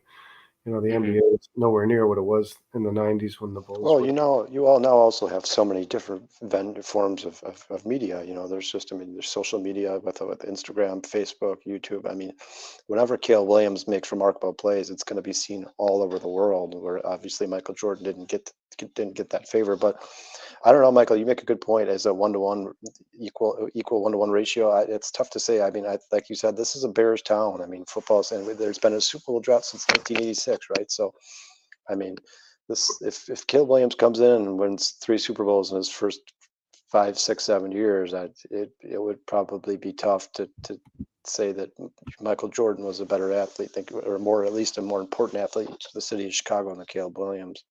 Yeah, we're on the subject, guys. In regards to who's going to be the most popular Chicago athlete, I think we should talk about who's going to be the most popular Chicago jersey. And I would just want to thank our sponsor, TC's World of Wonders. It's your headquarters for all your dream Chicago sports jerseys and memorabilia. Guys, they sell more than just jerseys in your entire Chicago line of gear. Check out TC's World of Wonders. I guarantee you're going to get it cheaper at TC's than you do anywhere else. Dustin Jones just updated us, guys. The Knicks beat the Pacers 121-117. Oh, that was a really good game. Brunson scored 43 and continues his reign of terror. Yeah, and I don't want to veer too far off track here, but what Jalen Brunson and Anthony Edwards have done in these playoffs is absolutely amazing. I mean, you guys know, I'm not the biggest basketball fan in the world, but I have watched as much as I'm getting sucked in, man. I'm watching as much as I possibly can. These guys are putting on a show. And I keep hearing about Jalen Brunson, who's phenomenal, and he's obviously carried the Knicks on his back. Anthony Edwards, who's got a great team around him, but still, when crunch time comes and the guy, well, if you need a poster, that's the guy you go to. And then Tyler Halliburton, I've heard a lot too, because the Pacers are obviously kind of all in on win now. But the guy, because he's been around and he's dominated as long as he has already, that I just don't hear about, who's been most exciting for me, probably even more so than these guys, is Luka Doncic. Is just, I didn't think before the season started that this Mavericks team had enough to go out to win a championship. And I really hate to bet against this team right now. Kyrie Irving, I think, shot 10 for 13 in the fourth quarter or something a couple of games ago. I mean, they've obviously got two star players. They added a guy like Daniel Gafford, who was on the Bulls. The Bulls drafted, who plays really good, plays really well at the rim. They've put the right pieces on that team this year, and I'd really like to see Luka Doncic actually finally get to a final. I think the reason that people are honing in so much on Anthony Edwards is just solely that series. I mean, Denver versus Minnesota. I think if you would ask people 6 months Yeah, ago, what's going to happen in this series? What's that? It's the best series in the current Yeah. NBA playoffs. Yeah, and I think if you would ask people 6 months ago, what would happen in a series between Minnesota and Denver, people are like, oh, Denver would wipe the floor with them. But man, Anthony Edwards is a clutch set player. Man, he wants the ball in the fourth quarter in his hands. We've seen time and time again. We've seen all these guys compared to Michael, Kobe, LeBron. But sometimes those guys kind of, especially LeBron, would shy away from that shot. Anthony Edwards is not afraid of the moment by any means necessary. Yeah, and he exploded in the FIBA tournament when I thought the USA presented a pretty weak team. That was him and Boncaro were kind of the guys that the USA looked to score. And let me say this again, guys. We're gonna get right back into football. Sorry, folks. Thank you for everybody who's watching and tolerating this. I will say this. I heard this stat today and I was astonished. This is the first time since 2005 that Steph Curry, Kevin Durant, and LeBron James were not in the semifinals of the NBA Tide's play. changing. Yeah, it's time to turn the page, man. It's nice to see that the NBA has these up and coming stars, because when these sports leagues get droughts with no really big superstar, is when the ratings really start to hurt. But man, with Anthony Edwards in the playoffs and making a good, I mean, just absolutely on fire, playing his heart out. You got the guys we just talked about, and then Victor Wembanyama is going to be he's coming up right behind him, man. His rookie season was absolutely amazing, and I can't wait to see more of him. I'm starting to get more and more excited about the NBA. Yeah, we got a comment here from an unknown. Michael Totis says, "How we doing?" All right, guys. Moving on. Squeegee says, "I like how Rome fits our team like he was made to be a bear." I think is that a bear? Looks like a rat. Anyways, he says made to be a bear, but I think Rome fits just about anyone's team, and that's the thing we all love about Rome Odunze, guys. Is he's a plug and play no matter where he goes, right? He's actually kind of pretty similar, I think, to DJ Moore and Keenan Allen. So if Rome Odunze was on any other roster but ours, you're probably looking at your number one receiver outside of guys Justin Jefferson. Even though Rome Odunze, for me personally, I ranked him third best receiver in the draft, and would rather have had Marvin Harrison or Malik Neighbors. But think about Rome Odunze is he seems to be the smartest of the bunch. I mean, like we've talked about this before. The guy is so well spoken, so articulate. They did an interview with his parents. His parents both he seemed like he was very well raised, very smart guy, and so he might be the quickest learner of the three of them. So he might make the immediate impact between the three of them. And I mean that's great. That's what the Bears need. I mean they have a team that can win now, as long as these guys can come along a little bit quicker than most rookies do. This team can win now. And you guys have looked at our opponents. I mean, if there's any year to do it, this is it. I mean, the Bears have a pretty easy schedule. I've been trying to find it, but earlier I saw when I was just scrolling Twitter, as I do way too often during the day, I saw that it came out that I think the Bears had Odunze over Neighbors on their draft board. I don't know if you guys saw that or have discussed that yet, but I'm pretty sure that was the case. And I think polls, I don't know where, I assume this was in an interview somewhere, and I haven't actually watched the interview. I've just seen the tweets and the quotes that have been in the fallout of it. But they said he was actually thought the Giants were going to take Odunze and not Neighbors. So I found that kind of interesting. So it kind of felt like to me like a lot of teams had Odunze over Neighbors again. It sounds like the Bears were one of them, but the fact that he even thought maybe about it is maybe that Well, and Odunze is but closer to Neighbors on draft boards than we thought. like I just talked about, I mean, that might have nothing to do with their skill set. I mean, as we know from watching Ryan Poles in the past, the character is huge to him, guys. Like we know that, right? He passed up on Jalen Carter, could have been possibly the best player in the draft because he had character issues. I mean, if you look at the Bears roster right now, it seems like almost every guy on that team is very intelligent, leader, long, lengthy, good athletes. I mean, character is huge to him. So maybe he had interviewed both Malik Neighbors and Rome Odunze, and he thought that Rome Odunze was the smarter of the two, or just more professional of the two. But I mean, it seems to be Ryan Poles' forte. I mean, he's not Keon Coleman's man. I don't know if everybody Plus, saw that post draft interview. I love the kid. I loved him at Florida State. I love his ability to play the game. He Sean makes Lugo's he updating makes us on the Cubs game here, guys. stand up. 6'3" Padres. Yeah, he said bases are loaded, no outs, bottom of the eighth. Pete Armstrong is up. It's not looking good for the Cubs, guys. Padres are on fire, and the Cubs are still missing majority of their talent. So hopefully they can squeak a few out in the series if they don't win tonight.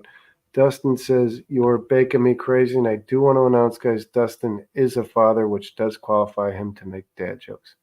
So, Yeah, Michael, I don't know if you caught it earlier before you had the opportunity to join us here, but Brennan came out on the CSP podcast publicly and announced that he is not a big fan of bacon. yeah, That's yeah, turn insane. on, I think I eat bacon probably 4 or 5 times a week. Yeah. Turn on whatever you want, any television broadcast, and it is on there right now. Brandon Duplessis does not eat bacon. Awesome. He says awesome show as always, guys. And shoe. I'm actually wearing pretty cool shoes right now. So yeah, dynamic duo at it again. I think he's talking about you and Michael, Kyle. He's probably referring to the twins. This is America. If you don't like bacon, you can get. He says, get out. Get out. Okay. All right. Well, I don't like bacon, and I'm sticking around, Dustin. So I believe that was a Big Daddy reference. Like spaghetti meatballs, you can get the hell out. Squeegee says, I remember Kurt Warner played here for the Iowa Barnstormers. Is that a name? Then Quad City Steam Wheelers Arena Football before going to the NFL. Yeah, this is in regards to what we talked about earlier, guys. These players that are playing in the CFL, the UFL, their hopes are still alive. That's why they're doing it. They still want to see if they can get an opportunity to impress somebody. Some of these scouts from the NFL are at these UFL games. They're at the CFL games. Like I said, it's I think what's most important to these guys is they're keeping themselves in shape. They're putting themselves on film. You know what I mean? It gives somebody something to watch that kind of lets them know that they still have the ability to play the game. Yeah, it's like if these NFL GMs look at their practice squad as AAA ball, then I guess you'd consider the CFL, all these other leagues that these guys play in, they would be like their single A ball or double A ball. A lot of these guys are never going to get a chance to play in the NFL, and even the ones that do probably won't make it very far. But every once in a while, you find a Kurt Warner, man. Or me, for that. Guys, Cheryl just gave us a brutal update on the Cubs game for those who are interested. The Cubs, after that moment that Sean had mentioned to us, the Cubs had the bases loaded with 1 out and Gomes up to bat in the bottom of the 8th. And then she quickly followed with Cubs left the bases loaded. Padres 6, Cubs 3 going into the 9th. So it's just not feeling like it's a Cubs night tonight, guys. And it doesn't look as if, I mean, they're in the 8th. I don't know what the score was when who started for the Cubs? Eminaga? Well, it's actually Justin Steele's first game back, and he pitched incredible. When he left in the 5th inning, the game was 0-0. I believe it was Lovelady who came in and allowed 3 runs without even recording an out. The Cubs bullpen just continues to struggle. Like what we've talked about this time and time. I don't want to get too far off track, but the Cubs bullpen is not complete, and there are a couple of guys who are going to be playing for them in that bullpen that are not on this roster yet. Don't so much love the lady. I'm 100% behind Caleb. I've just watched a lot of quarterbacks come and go, and it takes time to develop the business. Even Mahomes. No, Squeegee, we weren't saying. We understand. We get guys. A lot of guys. There's going to be a lot of us who love Caleb Williams and still just need to see it, and I don't blame anybody for that. we don't want to get ahead of ourselves. Not only just Caleb, there's a lot of new pieces. There's a new offensive coaching staff. So, yeah, we want to see it come together. We don't want to get you hear a lot of don't let the expectations be too high. And then you hear a lot of why shouldn't the expectations be too high? The Bears should have won this X amount of games last year instead of 7.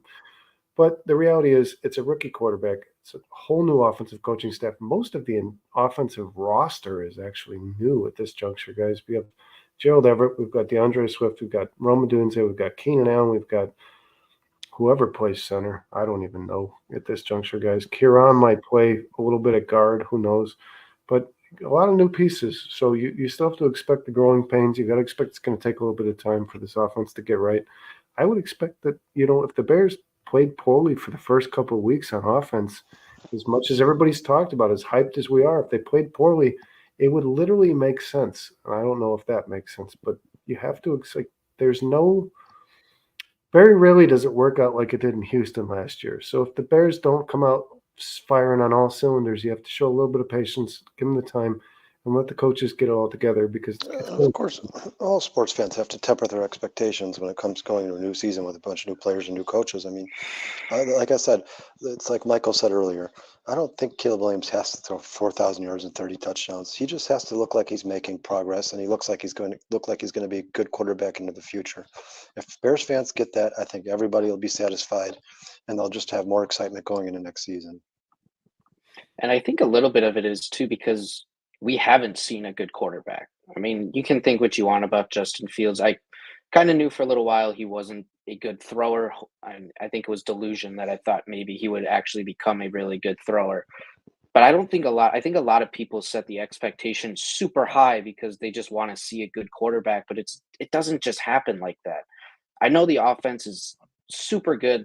All the wide receivers are very good. They got tight ends. The O-line's average, got good running backs. It just in very rare cases do you have your CJ Stroud, your Justin Herbert. Those don't happen. And it's kind of annoying that they've happened so close together that people think it's the expectation now for a good quarterback. But again, if it happens in year 2, it happens in year 2. Maybe it happens week 12 through 17 that he really starts to turn it up. Kind of like how Joe Burrow did that year. He went to the Super Bowl. He wasn't great those first 8 weeks and then really turned it on, hit a switch, and went to the Super Bowl.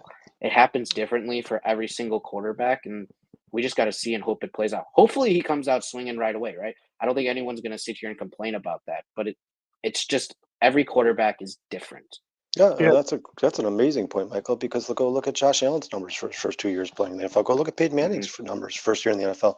You think those teams were complaining about them in year 3, 4, 5, and 6? No, absolutely not. Bills fans are, I promise you, are happy with Josh Allen.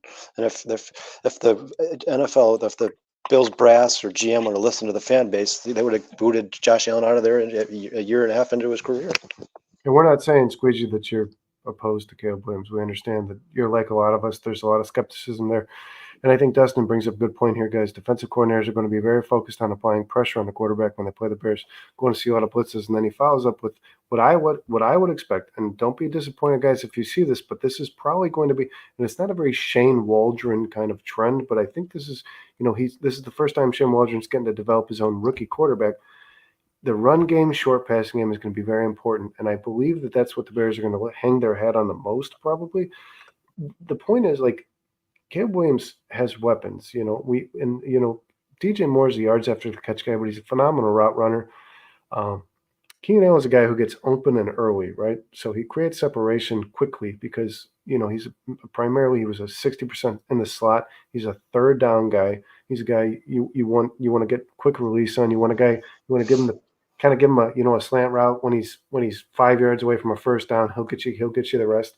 But Roma Dunze is a contested catch guy, so you're going to throw some deep balls to all of these guys. But this Bears offense is probably going to succeed on moving the chains. It's not going to be, they're not going to come out in 1 or 2 plays per drive and score. You're going to see a lot of moving the ball down the field. I think that's what's going to be best for Caleb Williams early. Like Mike just said, it's going to take probably 6 to 8 weeks for this before you get to the Joe Burrow in the final 8 weeks of his rookie season, before the guy's comfortable with just gunslinging. And I don't as a Bears fan, that's probably not something you want to see. You don't want to see the guy you don't want to see him trying to squeeze it into, tight spaces. You don't want to see him throwing up 50-50 balls. You want to see this guy get comfortable with moving the chains. You want to see him get comfortable with handing the ball off or even check downs, throwing the ball to these guys that don't catch. That's what we alluded to earlier. I think the first thing they're going to work on when Caleb Williams gets starts playing live action games preseason or whatever training camp. The first thing they're going to focus on is getting the ball out of his hand quickly. The quick release. That's the first thing they're going to teach Caleb Williams, because they're going to do, like you said, like Dustin said, couldn't have said any better myself. The short passing game and the running game. I mean, they're going to rely on the running game heavily, and then they're going to try to do, like you said, when they get third and short after 2 runs, maybe even a screen pass or a short pass, they're going to get the ball out of his hand as quickly as possible and have guys like DJ Moore, Keenan Allen, and Roma Dunze catch the ball quickly and then see what they can do, see if they can go score you a touchdown after the 5-yard catch. And the Bears finally in our lifetime have a receiving core that can do that. You could throw a 5-yard slant, and Keenan Allen, DJ Moore, Roma Dunze can turn it into a 60-yard touchdown. Have we ever seen that on the Chicago Bears before? Not in my lifetime. Yeah, guys, and one of our very own Darius says a lot of the Bears' play calling on offense was due to lack of trust in the QB. Things will be different because they fixed the QB. I do agree with this. And I'm not going to say Justin Fields was a bad quarterback. I don't think he was the best passer, but he was a guy who create. He could make plays. But I do think that Luke Getsy started, we saw them tie the record for the most passes behind the line of scrimmage. I think it's because early in that game, I'm sure Getsy was trying to call plays downfield, and he lost trust. It felt like that to me. I don't know that Luke Getsy was as bad as everybody gave him credit for. Like, I know he wasn't great. He was a rookie play caller. Dustin says here we fixed the play caller. But I do think that there was a lot of games where Luke Getsy just wasn't comfortable with Justin Fields throwing the ball downfield, because we saw a lot of plays where you saw a wide receiver break, 15, 20 yards downfield, break and get open, DJ Moore especially, and Justin Fields left him out there and chose to pass short because Justin Fields he was afraid to fail. That's what I believe. I've said it many, many times on this channel. Justin Fields was afraid to fail, and you can't succeed unless you're willing to fail. That's what I truthfully believe. Guys, what do you think, Michael? What do you think the Bears? What's the plan in place to help ease a rookie quarterback into this offense? I think my initial thought was it's going to be a lot of RPO. It's going to be a lot of simple stuff. You're not going to have too many complicated concepts, and I think you start easy, and that's how it should be. If you're learning anything new, you don't want to be jumping right in and have all the advanced concepts thrown at you right off the gate. Again, if he's ready for it, fine, I guess go right ahead. But I expect a lot of run offense. That's kind of why they got another running back, I think. And then it's just going to be a lot of short concept, a lot of get the ball out quickly, make a quick read, get the ball out. Then if he starts progressing and he clearly has a grasp on that, maybe week 8, week 9, you really start to see that offense start to unlock. And if it takes a little bit more time or even the full season, it takes the full season. I don't think there's too big of a rush to overwhelm Caleb Williams. I think because even Fields said that last year, he was getting overcoached. You don't want to overcoach, especially a rookie quarterback. Just give him some simple plays, go out there, and he just has to point guard the offense. He has playmakers. He doesn't have to do what he did at USC, where he had no one to block for him, no one to catch the ball for him. Yeah, we covered that earlier. Get the ball, let them do their thing. Yeah, no hero ball. We were talking about that earlier, and I do want to say this, guys, in regards to what I just said. I do believe Justin Fields was afraid to fail. I do. I think that's what held Justin Fields back from, and now he'll probably have a little more freedom now that he's, he's in a prove-it position. Not even so much. It's like if Russell Wilson gets injured or doesn't play well, he's the option, and that's it. The Steelers clearly have interest in him. They traded for him. He'll probably excel in the system he's in now. But I want to get this. I don't believe that Caleb Williams is the same player mentally that Justin Fields is. And you can kind of see that the way he represents himself, right? Caleb Williams does a Ric Flair scream when he's all over social media. We have this comment here. He's hanging out with Angel Reese. This guy loves the spotlight, and he's not afraid to fail. I think he's more afraid not succeed, right? He's not afraid to go out there and ball and do what he's done over the course of his career, but he's not going to force that, right? Caleb's going to take it as it comes. And I'm going to say this right now, and I stand firmly on this. When a play is drawn up for a player to be like for a 20-yard pass downfield, Caleb Williams that's going to be where he looks. And he's not going to be afraid to pull the trigger. And that's one thing I saw with Justin was he was kind of afraid to pull the trigger. I've watched a lot of tape on Justin and the Bears scheme.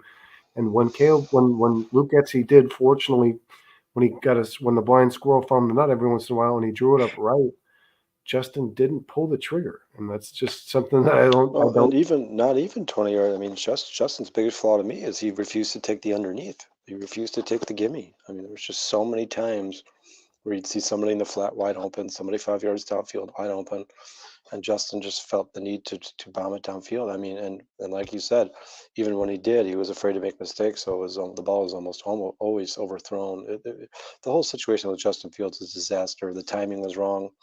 You know, they brought it the way that the Bears have done this their whole lives, guys. They bring in the coach, GM, president. They bring them all in the weirdest order. You know, they basically hired somebody to hire a coach. Then they hired a GM and gave him two options for a coach. Then they hired a president. I mean, it was doomed for failure. I mean, the Bears, like I said, they had a losing culture, and I'm not putting that on Kevin Warner, Ryan Poles, because they haven't been here, but it seems like it's finally changing a little bit. And again, the biggest going back to kind of that downfield where Justin didn't pull the trigger, that's anticipation. And DJ Moore was on, I don't know what podcast it was, doing an interview, and he said during that throwing session with him, Keenan and Odunze, he even pointed out, he said the anticipation from Caleb is a lot better than what was there last year. That is huge. That is how you have those downfield concepts work. You have to be able to anticipate your guy being open and just let it fly. And I think it was a really good how Brandon put it. He was just scared to fail. He was scared to throw that interception and be wrong in his anticipation. Caleb is the exact opposite of that. And that's honestly probably one of the bigger attributes that Caleb has, is that anticipation, the ability to put the ball where he wants, and it's going to be where the receiver wants it. Guys, Illinois Jones says, I love you guys. We love you too, Illinois. But this is the worst Bears pod I've heard in a while. Illinois, this episode started in regards to who won the draft. I feel like we kind of hashed that out. We are moving on to why the Bears won the draft in regards to Caleb Williams. And if there's something you feel like you want us to discuss, please do. And then later he says, the only sports I watch are hockey and horse racing. What do you make of the Derby? Well, the Derby was what it was. Obviously an upset. If we start talking about the Derby, this is going to become the worst podcast you've ever seen. I think a lot of people lost a lot of money on the Derby. I know there's a lot of Chicago guys like David Kaplan and Eddie Olczyk who are big fans of horse racing. I don't know if you know this, Illinois Jones, but I live on a property with 10 horses myself, so horse racing is something that I kind of keep my eye on. I don't gamble, I'm not a big gambler, but I thought it was a good race. It was kind of cool to see the upset, to be honest. I think 9 out of 10 people would have told you to bet the odds, and it didn't work out the way it was supposed to, but that's... Hey, man, a lot of people lost money, and very few people won a lot of money. Yeah, what's the horse that won? It's something ridiculous, something Joe. Is it Mystic? Is that what his name was? No, something so stupid. Mystic Dan. Yeah, Mystic Dan. Yeah. Mystic Dan. I pride myself in my sports knowledge, but I'm not considering lie to you guys. I am not a big horse racing guy. I didn't even watch it. I didn't even know what was happening. Consider it a sport. Yeah, I wasn't even paying attention to it. All of a sudden, my friends' group chat started blowing up, and they're talking about who won. I'm like, I didn't even know this was happening. Like, I knew it was like the last weekend, but I'm like, I had no idea what day or even time it was. No shot at watching it. Illinois Jones says, I feel bad for Justin, not for the Bears. I don't know that I feel bad for Justin. I think that Justin might have gone to a better situation than he was here in Chicago. The fans loved him, but I didn't see Justin succeeding here. I could be wrong, guys. And there's going to be a lot of people that tell you, we didn't get the pieces that Caleb Williams is about to walk into. The damage was, to me, an undeveloped quarterback going into his fourth season being owed a fifth-year contract by May 2nd, by the way, guys, which is the date we've already passed. I mean, were you willing to pay Justin Fields the $26 million he was owed for this season, next season alone, based on what you've already seen, not based off what the offense as it is in this coming season, right? So we watched Justin Fields for 3 years. We know the pieces weren't there, but did he pass the ball well? And he created plays. He ran his ass off. We know that, guys. Did he pass the ball well enough when it counted, right? I didn't expect Justin Fields to be the greatest quarterback in the NFL, given the team that he had. Kyle, you've said it before. Make names like Yeah, I Tice, mean, well, St. first Brown, first but first and at the foremost, bottom of the fourth quarter, Justin Fields, when he had the same team he had, right, when we had 26, when we scored 28 points in a game and the offense was flowing, in the bottom of the fourth quarter, when he had the same team he had all game long, he folded. Justin Fields. His game was a representation of his entire season, which was a representation of his entire career. He played his worst football at the end of everything, whether it be the game, the fourth quarter, the end of the season. Over the last 6 weeks, he had 4 touchdowns passing, and he actually regressed. His fourth quarter passer rating regressed in his final year of his career than it was from his rookie season. So Justin Fields, when it mattered most, got worse. That was you know what? That's big. probably a poor choice of words because I don't feel bad for anybody who plays football and makes millions of dollars. But you know what? I mean, the writing was not kind of on the wall for Justin after last year. I mean, the Bears gave him opportunities. I don't think they expected him to come in last year and win a Super Bowl, but the team did improve from his rookie season till last year, and he didn't. I mean, it's clearly that simple. You know, people are like, well, he missed 4 games, so can't really judge him for his passing statistics. You know, you guys you got to throw more than 3,000 yards in an NFL season to be considered even close to be considered a good quarterback. I think Justin Fields is electric. I think he's athletic. I think he's a playmaker. I just don't think he's good at the quarterback position in the NFL. I think the game is too fast for him. So Illinois Jones does go on to say Caleb is going to blow these Bears fans' minds. I do agree. No matter what you expect from Caleb Williams, guys, even if you're a guy who loved him as like I did as far as 2021 when he took over for Rattler at Oklahoma, I've loved Caleb since, but I still think he's gonna overachieve. He's gonna blow out the standard. I know CJ Stroud just kind of set a new standard, but I do think with the offense that Caleb's been given, I don't see how he doesn't learn quickly and progress game by game by game. Yep. Illinois Jones, New England should have traded Illinois. Illinois, we appreciate your traffic here. You've got a lot of comments, man. So we appreciate you watching. We appreciate you staying involved, even if this is the worst Bears podcast you've ever watched. Talking about, I think he said earlier that he thinks that the Giants will regret drafting Neighbors over Dunze. Like I said, guys, I think all three of these guys are going to be immediate impact players on their teams. The targets will be spread pretty thin on the Bears. I don't know that he's going to get the same opportunities that guys like Marvin Harrison and Malik Neighbors get, but all three of these guys are going to have big impacts on their respective squads this year. I mean, like we've talked about this before, guys. It's almost impossible to quantify it precisely. I mean, listen, Rome Odunze, Marvin Harrison Jr., Malik Neighbors are all going to be really good receivers in the NFL. But it basically what their rookie statistics are going to look like is based off of their situation. I mean, you have guys like Garrett Wilson who came in and were immediately the best player on the team and had 1,000-yard rookie yard seasons. Tank Dell could have done the same thing in the same situation, but he happened to be standing next to C.J. Stroud and Dalton Schultz. I mean, C.J. Stroud, Dalton Schultz, and Nico Collins. So I mean, it's tough to, like you said, Rome's coming into a very tough position to make an immediate impact on this team. He's playing next to DJ Moore and Keenan Allen. I mean, it's tough. It's the target. There's only one ball, right? There's only one ball. It's tough to get targets from those two guys. And Cole Kmet's an established tight end, and DeAndre Swift's an established running back. I think they're going to ease Rome Odunze in just as much as they are Caleb Williams.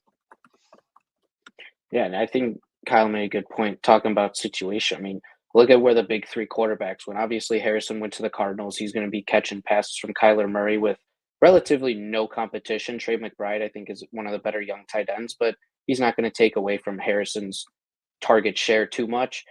Malik Neighbors, or we could go to Odunze, has Caleb Williams. Obviously, I think that's a question mark, as any rookie QB is, but he has a lot of mouths to feed. Might not see the biggest target share in that offense, but Malik Neighbors is going to be the alpha, albeit even catching passes from Danny Derps. He should be able to see enough passes to get close to probably 800, 900 yards, even with Daniel Jones throwing him the football. He's going to be he's the best offensive player with no Barkley now. I think where any of these guys went, regardless of their quarterback position, they were going to perform. But when you have Harrison go into a team like the Cardinals and presumably Odunze with one of the better quarterbacks maybe in a couple years, and Caleb Williams. Those guys are probably just set up for success just a little bit more than the neighbors with the Giants and whatever they call the quarterback there. Okay, what are Illinois Jones says? What are the top 3 positions in next year's draft? I've heard tackle is strong. I know Oh, it's wide all defense. It is wide all defense next is year. it? I know wide receiver is Yeah. strong. I know. There's a couple of guys who are going to be in the top 15. I think 3 wide receivers are projected top 15 again. So Yeah, we talked about this a couple weeks ago. I think ultimately you're going to start seeing patterns in the NFL draft. You're going to see a lot of offensive linemen drafted in the first round. But like Michael said, when I all the pre-mock, early to early mock drafts, whatever you want to call them, we've looked at. It looks like defense is going to dominate next year's draft for sure, which is good for the Bears. The edge It's great class for the is Bears. insane. I mean, Yeah, you got great the for kid the out Bears. of Tennessee, James Pierce, Micah Williams out of Georgia, Ohio State has a kid. I think they might honestly have 2, even interior D line. Michigan has probably the best interior D line in the nation. Both of those guys are going to be coming out this year. I mean, the defensive class is huge. And what do the Bears need? They need an edge and interior D lineman. I mean, I think Poles' vision is way ahead. He's looking ahead into this other draft class, and he has his first rounder and even presumably what should be a top 38 pick, I'd say, from Carolina to address these issues. Three picks, and probably the top 40 or 50, and all those picks could be if they could rebuild the defensive line and center position in 1 year. I think if anyone moves on, the Bears are going to be looking at wide receiver too. Guys, a name I would look out for that like a guy who I thought blossomed last season. The team's pretty much still intact. I don't think too many of them. I know the Packers took the left tackle. I forget his name, but Arizona, the feet of the quarterback is still there, and Teteroa McMillan is a guy that I would keep my ears out for. He had more yards than Marvin Harrison. He had 93 receptions, which I believe was more than Marvin Harrison, Romadunzi, and Luke Neighbors. The guy was just a stud, and he's young. He's 6'5". He's like 220. He's got a wide frame. Not bad speed for his size. Pretty typical speed for his size. A guy that I would keep my eyes out for. I wouldn't be surprised if he ends up being the number 1 receiver taken in next year's draft. Guys, I do want to give a shout out to Underdog Fantasy. Get in the action, get in the money, and get the mega fun with a lifetime with the world's number 1 fantasy sports app, Underdog Fantasy.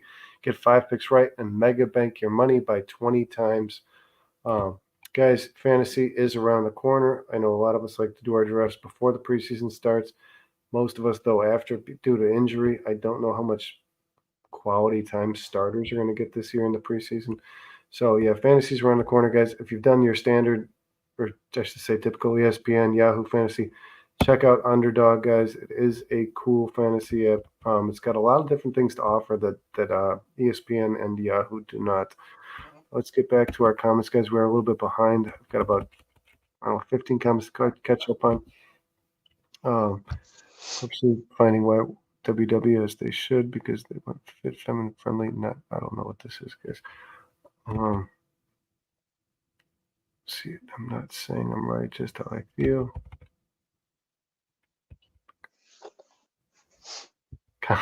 Dustin says to Jones, been commenting a lot. Bears Worst podcast. If you don't want me here, no, we want you here, Illinois Jones. Don't be like that, but you decide this. Okay, let's move on. Good. I don't. Looking at that one, I think we all wanted Caleb over Justin. I don't know. Yeah, that point got misconstrued. I don't know. There was a very no. I don't. I'm gonna, like I said, but after the minute that Caleb Williams stepped on a field for Oklahoma, I was kind of a big fan, and I never thought in my wildest dreams that the Bears would have the ability to draft him. And I don't dislike Justin Fields, and I'm going to be honest with you, and I've said this before, guys. If Caleb's not in this draft, I don't know that I trade Justin Fields. I wouldn't have traded Justin Fields to draft anybody else in this draft. Would I have still taken a quarterback? Yes. I would have drafted Jaden Daniels. That's the guy I liked most after Caleb Williams. And I would have held on to Justin Fields. I would have allowed Justin Fields to be the starter first season while Jaden Daniels sat on the bench.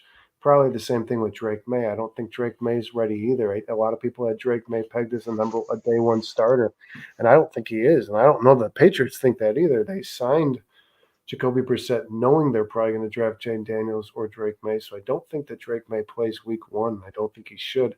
JJ McCarthy is a guy that I'd be very shocked if you see him. Kyle, you've mentioned it before. You think that Sam Darnold is probably going to be the starter there, and I hate to say it, but the guy's career kind of I summed up. believe they already announced that he is. I believe just like And that's a guy whose career is summed up by the fact that the name Darn is the word Darn is in his name, right?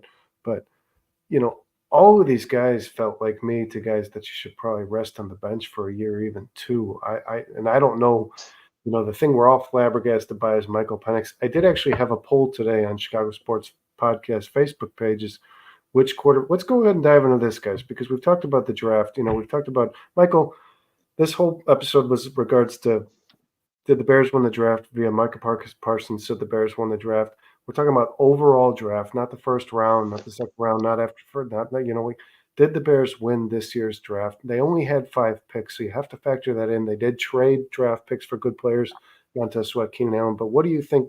Where do you think the Bears lie in regards to rankings of the draft itself? Of all the teams in the draft, do you think the Bears had the best draft? I hate doing draft grades because it's something you're not going to know for 5 years. I think 5 years is when you really know who won and who lost the draft. So in terms of like actual talent and how they produce, but what you can do is grade off value, kind of where we think guys should have gone. And I mean, if you're looking at that, I think Philadelphia killed it. I mean, they probably had one of the best drafts, if not the best drafts. I mean, I don't have it right in front of me, but I know they got what is his it's name? It was Kenyon Mitchell and then DeJean were their first 2 picks. I mean, those were slam dunks. Yeah, Mitchell, DeJean, Hunt, Shipley, Aeneas Smith, Jeremiah Trotter. Smith is a really good player too. Yeah, no, I said I agree with you, Mike. I said that Philadelphia and Pittsburgh, I actually thought won the draft. So if we're going to talk about regards to like just draft picks alone, not what draft capital was traded for, but draft picks alone, I do think that Philadelphia and Pittsburgh were ahead of the Bears. I do have the Bears in the top 5 though, for sure. Yeah, but I think so too. I think that's fair. I want to move on to the poll that I put up on the page today, guys, which is which rookie quarterback was drafted into the best situation. And I put on there Caleb Williams, and I kind of put it in the order that I think, to be honest with you. I put on Caleb Williams, J.J. McCarthy, Bo Nix, Jaden Daniels, Drake May, Michael Penix. And Michael Penix is kind of you could even say Michael Penix was drafted in the best situation because the guy gets to sit and learn behind a really good quarterback. I don't know about the coaching staff there in regards to not really heavily offensive. I don't love their offensive coaching staff. But who do you think was drafting the best? And this is strictly non-biased, guys. The 3 of us are always going to give it to you the way we feel. Kyle, who do you think was the best draft in the best situation as a rookie quarterback this year? I mean, you'd have to say Michael Penix, right? He gets to sit on the bench for 2 years, save his health. He's probably also, if they don't get to see him early, he's probably getting an extension before he takes too many snaps on the field. But if you're talking about just players coming in a position where they're going to start immediately and they're surrounded by talent, I'd say it's Caleb Williams or JJ McCarthy. I mean, I wouldn't be upset if I had Justin Jefferson, Jordan Addison, TJ Hawkinson. I wouldn't be upset if I had DJ Moore, Keenan Allen, and Rome Odunze.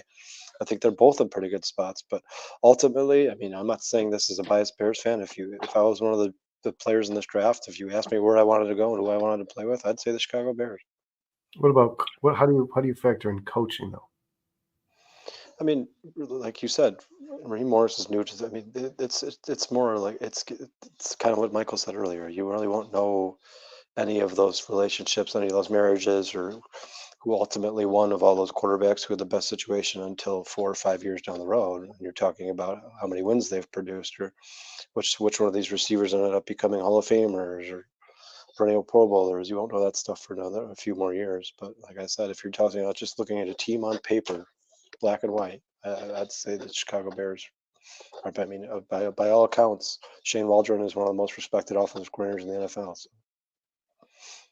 I think for me, it depends on what you value more because I give Kevin O'Connell, I give him the edge over Shane Waldron, at least for now, just because O'Connell's proven he can win with a quarterback and actually have an offensive scheme that works. Waldron's a bit of a question mark. But if you're looking at situation based on talent around the quarterback, I think it's the Bears after taking Odunze. Before Odunze, I think you could have given the edge to Minnesota, but with presumably basically two wide receiver ones, even with Jefferson, who I believe is the best receiver in the game right now, and I think he will be for a long time. I still think two wide receiver ones is something I'd rather have as a young quarterback. It's just more reliable where teams can kind of bracket Jefferson off. Even though they try, it seems that it's a little bit impossible to bracket him off. But I just think the Bears' overall talent is better than the Vikings, but I think coaching might be able to outweigh talent at times. So it really depends on what you weigh, but for me, it's either Williams or McCarthy. But if you're talking about getting free money, it's definitely Michael Penix since he's just not going to play. Yeah, so so far it's at 36 votes. Caleb Williams is winning by a landslide. JJ McCarthy has a few votes, and so does Michael Penix. And the guy that I'm really surprised didn't get a single vote. I expected Penix because he's like you said, he's got time to learn, so he'll probably be the most pro ready by the time he actually takes a snap. And then Caleb's got the receivers, the weapons in general. To me, McCarthy has the best coaching situation. I believe Kevin O'Connell's a better coach than Shane Waldron, even without seeing Shane Waldron as a Bears offensive coordinator. But Bo Nix is the guy that surprised me as 0 votes. And, the receivers aren't great there. I think they drafted one. You know that Yeah, Mims, Troy Franklin. they drafted Franklin, who's a good player. And Mims is going to play more. And I like Mims. I liked Mims last year coming out of college. And they still have Sutton. I know there's been some rumors that Sutton might get traded. But I mean, what quarterback doesn't want to get drafted and play for Sean Payton, right? I mean, I, I I think when you're talking scheme fit, again, it was Joel Klatt who I've taken this from, so I don't want to take really any credit for saying this, but he was saying it in late January, early February that the Broncos should take Bo Nix, and it's because of the way Oregon's offense is very similar to Sean Payton's, and it's the way that they use scat protection. And again, if you're not familiar with terminology, what scat protection is, it's 5 wide receivers out, and the way that you protect the quarterback is you have very short routes and you get the ball out quickly. And that's what Bo Nix does. I think when you're looking at when you're looking at attributes of the quarterbacks, who gets the ball out quicker and who can process the field the fastest, I think Bo Nix fits that. I think he would have been the top rated quarterback in that single attribute when you're looking at the entire draft class, even above Caleb, Drake May, even above those guys. So yeah, I think when you're talking scheme fit, he definitely fits Sean Payton. But just the talent around him is just so barren. Even if they keep Sutton, Sutton's been injured. He hasn't been productive even with Wilson. Troy Franklin, I mean, maybe that Oregon connection translates right to the NFL and they're able to continue in stride like they were, how electric they were for the Ducks this past season. But they don't have a tight end. Their O-line is not good. Their tackles are good, but the interior isn't very great. I don't even know who their running back is. It's yeah, just yeah, I was just surprised to see Knicks get 0 votes because like I said, Michael Penix is going to be on the bench. People are going to obviously appreciate that situation. But I thought immediately after Caleb Williams, there would be kind of a run, like like a close race between McCarthy and Nix, just based on strictly system and coaching alone. And Nix hasn't gotten a vote. But I do think Bo Nix, he's played the most football out of anybody in college that was drafted this year. And if there's one thing that Sean Payton's going to do, it's going to put the guy in position to do the things he does well. He's not going to force him to do the things he can't. So I wouldn't be surprised if immediately, and I mean week 1, you see Bo Nix play better than the rest of these guys. That would not shock me at all. But yes, I do want to give shout out, guys, to one more sponsor, Budget Cars. Oh, and there's one more after that. Budget Cars, guys. It's spring in Chicagoland. It's no time to be without a safe and reliable transportation. Get on the road, affordable style with Chicagoland's most trusted automobile team, Budget Cars, guys. And also a shout out to Worst Stadium Club. I say this again and again and again, guys. Very cool place. If you like gaming, if you like watch sports, have a cocktail, do some gaming, go check out Worst Stadium Club. Very cool cocktail menu. Let's get back to a few more comments, guys, before we hang it up tonight. Which trade is more important, quick throw or anticipation? I would say for a rookie, probably quick release. In the scheme that the Bears have developed, probably quick release. I'd say the two go hand in hand, man. It's almost the same thing. Anticipation, though, is it's enough. Like Mike Martz, remember that system, guys, from a decade ago. Mike Martz, everything was based on timing. You had to know at what yard. Even outside, was it going to be outside the numbers, inside the numbers? You had to know when your receiver was going to break, and you had to throw the ball to where they were going to be before they got there. Mike Martz was really the guy, remember, who kind of the entire scheme was built around timing. And Shane Waldron does run a scheme like that. I mean, anticipation is going to be pretty important for Caleb Williams pretty early on. I think, obviously not these passes, the check downs and the passes in the flats, stuff like that. But I do think that Caleb's going to have to learn anticipation quicker than Justin Fields did, which I don't know that Justin Fields ever did. How do you feel about that, Kyle? Like I said, I think it's the two kind of go hand in hand. I mean, the quicker the quicker you anticipate, the quicker the ball comes out of your hand, the quicker you throw. But I mean, like you said, it's anticipation is more something that is you basically you're born with. It's kind of instinctual. It's something you're born with. These guys who come into the NFL and they've had plenty of time in college offenses to throw the ball. They can sit back there for 5-6 seconds. They're throwing to the best receivers in college football. They're obviously going to tend to struggle more than the guys who, like you said, are trying to do it all, trying to play hero ball. Didn't have, I think what Caleb Williams didn't have a receiver drafted until like the 7th round or something like that. His offensive line is horrendous. That's we all know that. That's not even debatable. And he found a way. He continued that. Obviously, didn't win the college championship, but he found a way to win games and he found a way to be productive and put up good numbers. And I think that improvising and instinct are the most important things to a quarterback coming out of college, because you could teach him how to throw faster. You could teach him how to anticipate routes, but you cannot teach him instincts. I think Kyle took the words out of my mouth. I think quick throws mechanically, so that's something that can be taught. I think that is something that a good coach will be able to find out of a quarterback. But I still think Caleb has a quick throw. I think he has both of these.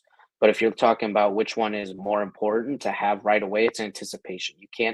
You cannot teach the mental game of football and to have the ability to predict where a wide receiver is going to be out of his cut. It's something you either have or you don't. And it's what the good quarterbacks have, and it's what separates the good from the bad.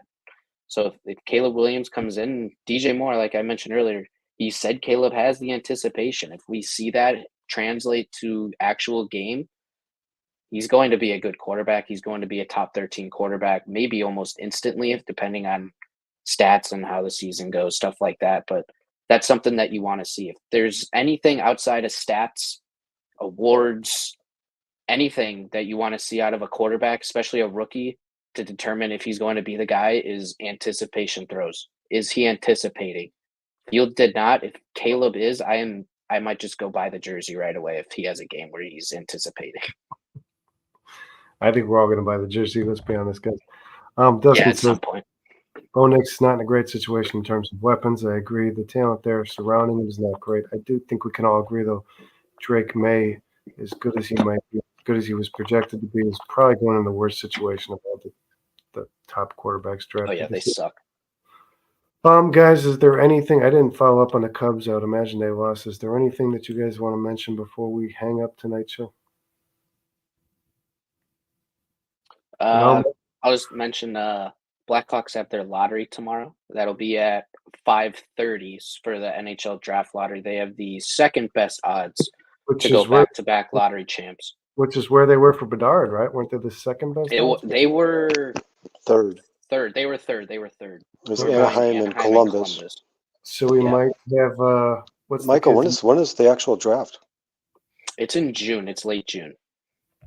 What's the NHL works. It's Macklin Celebrini from Boston. Celebrini. Yeah.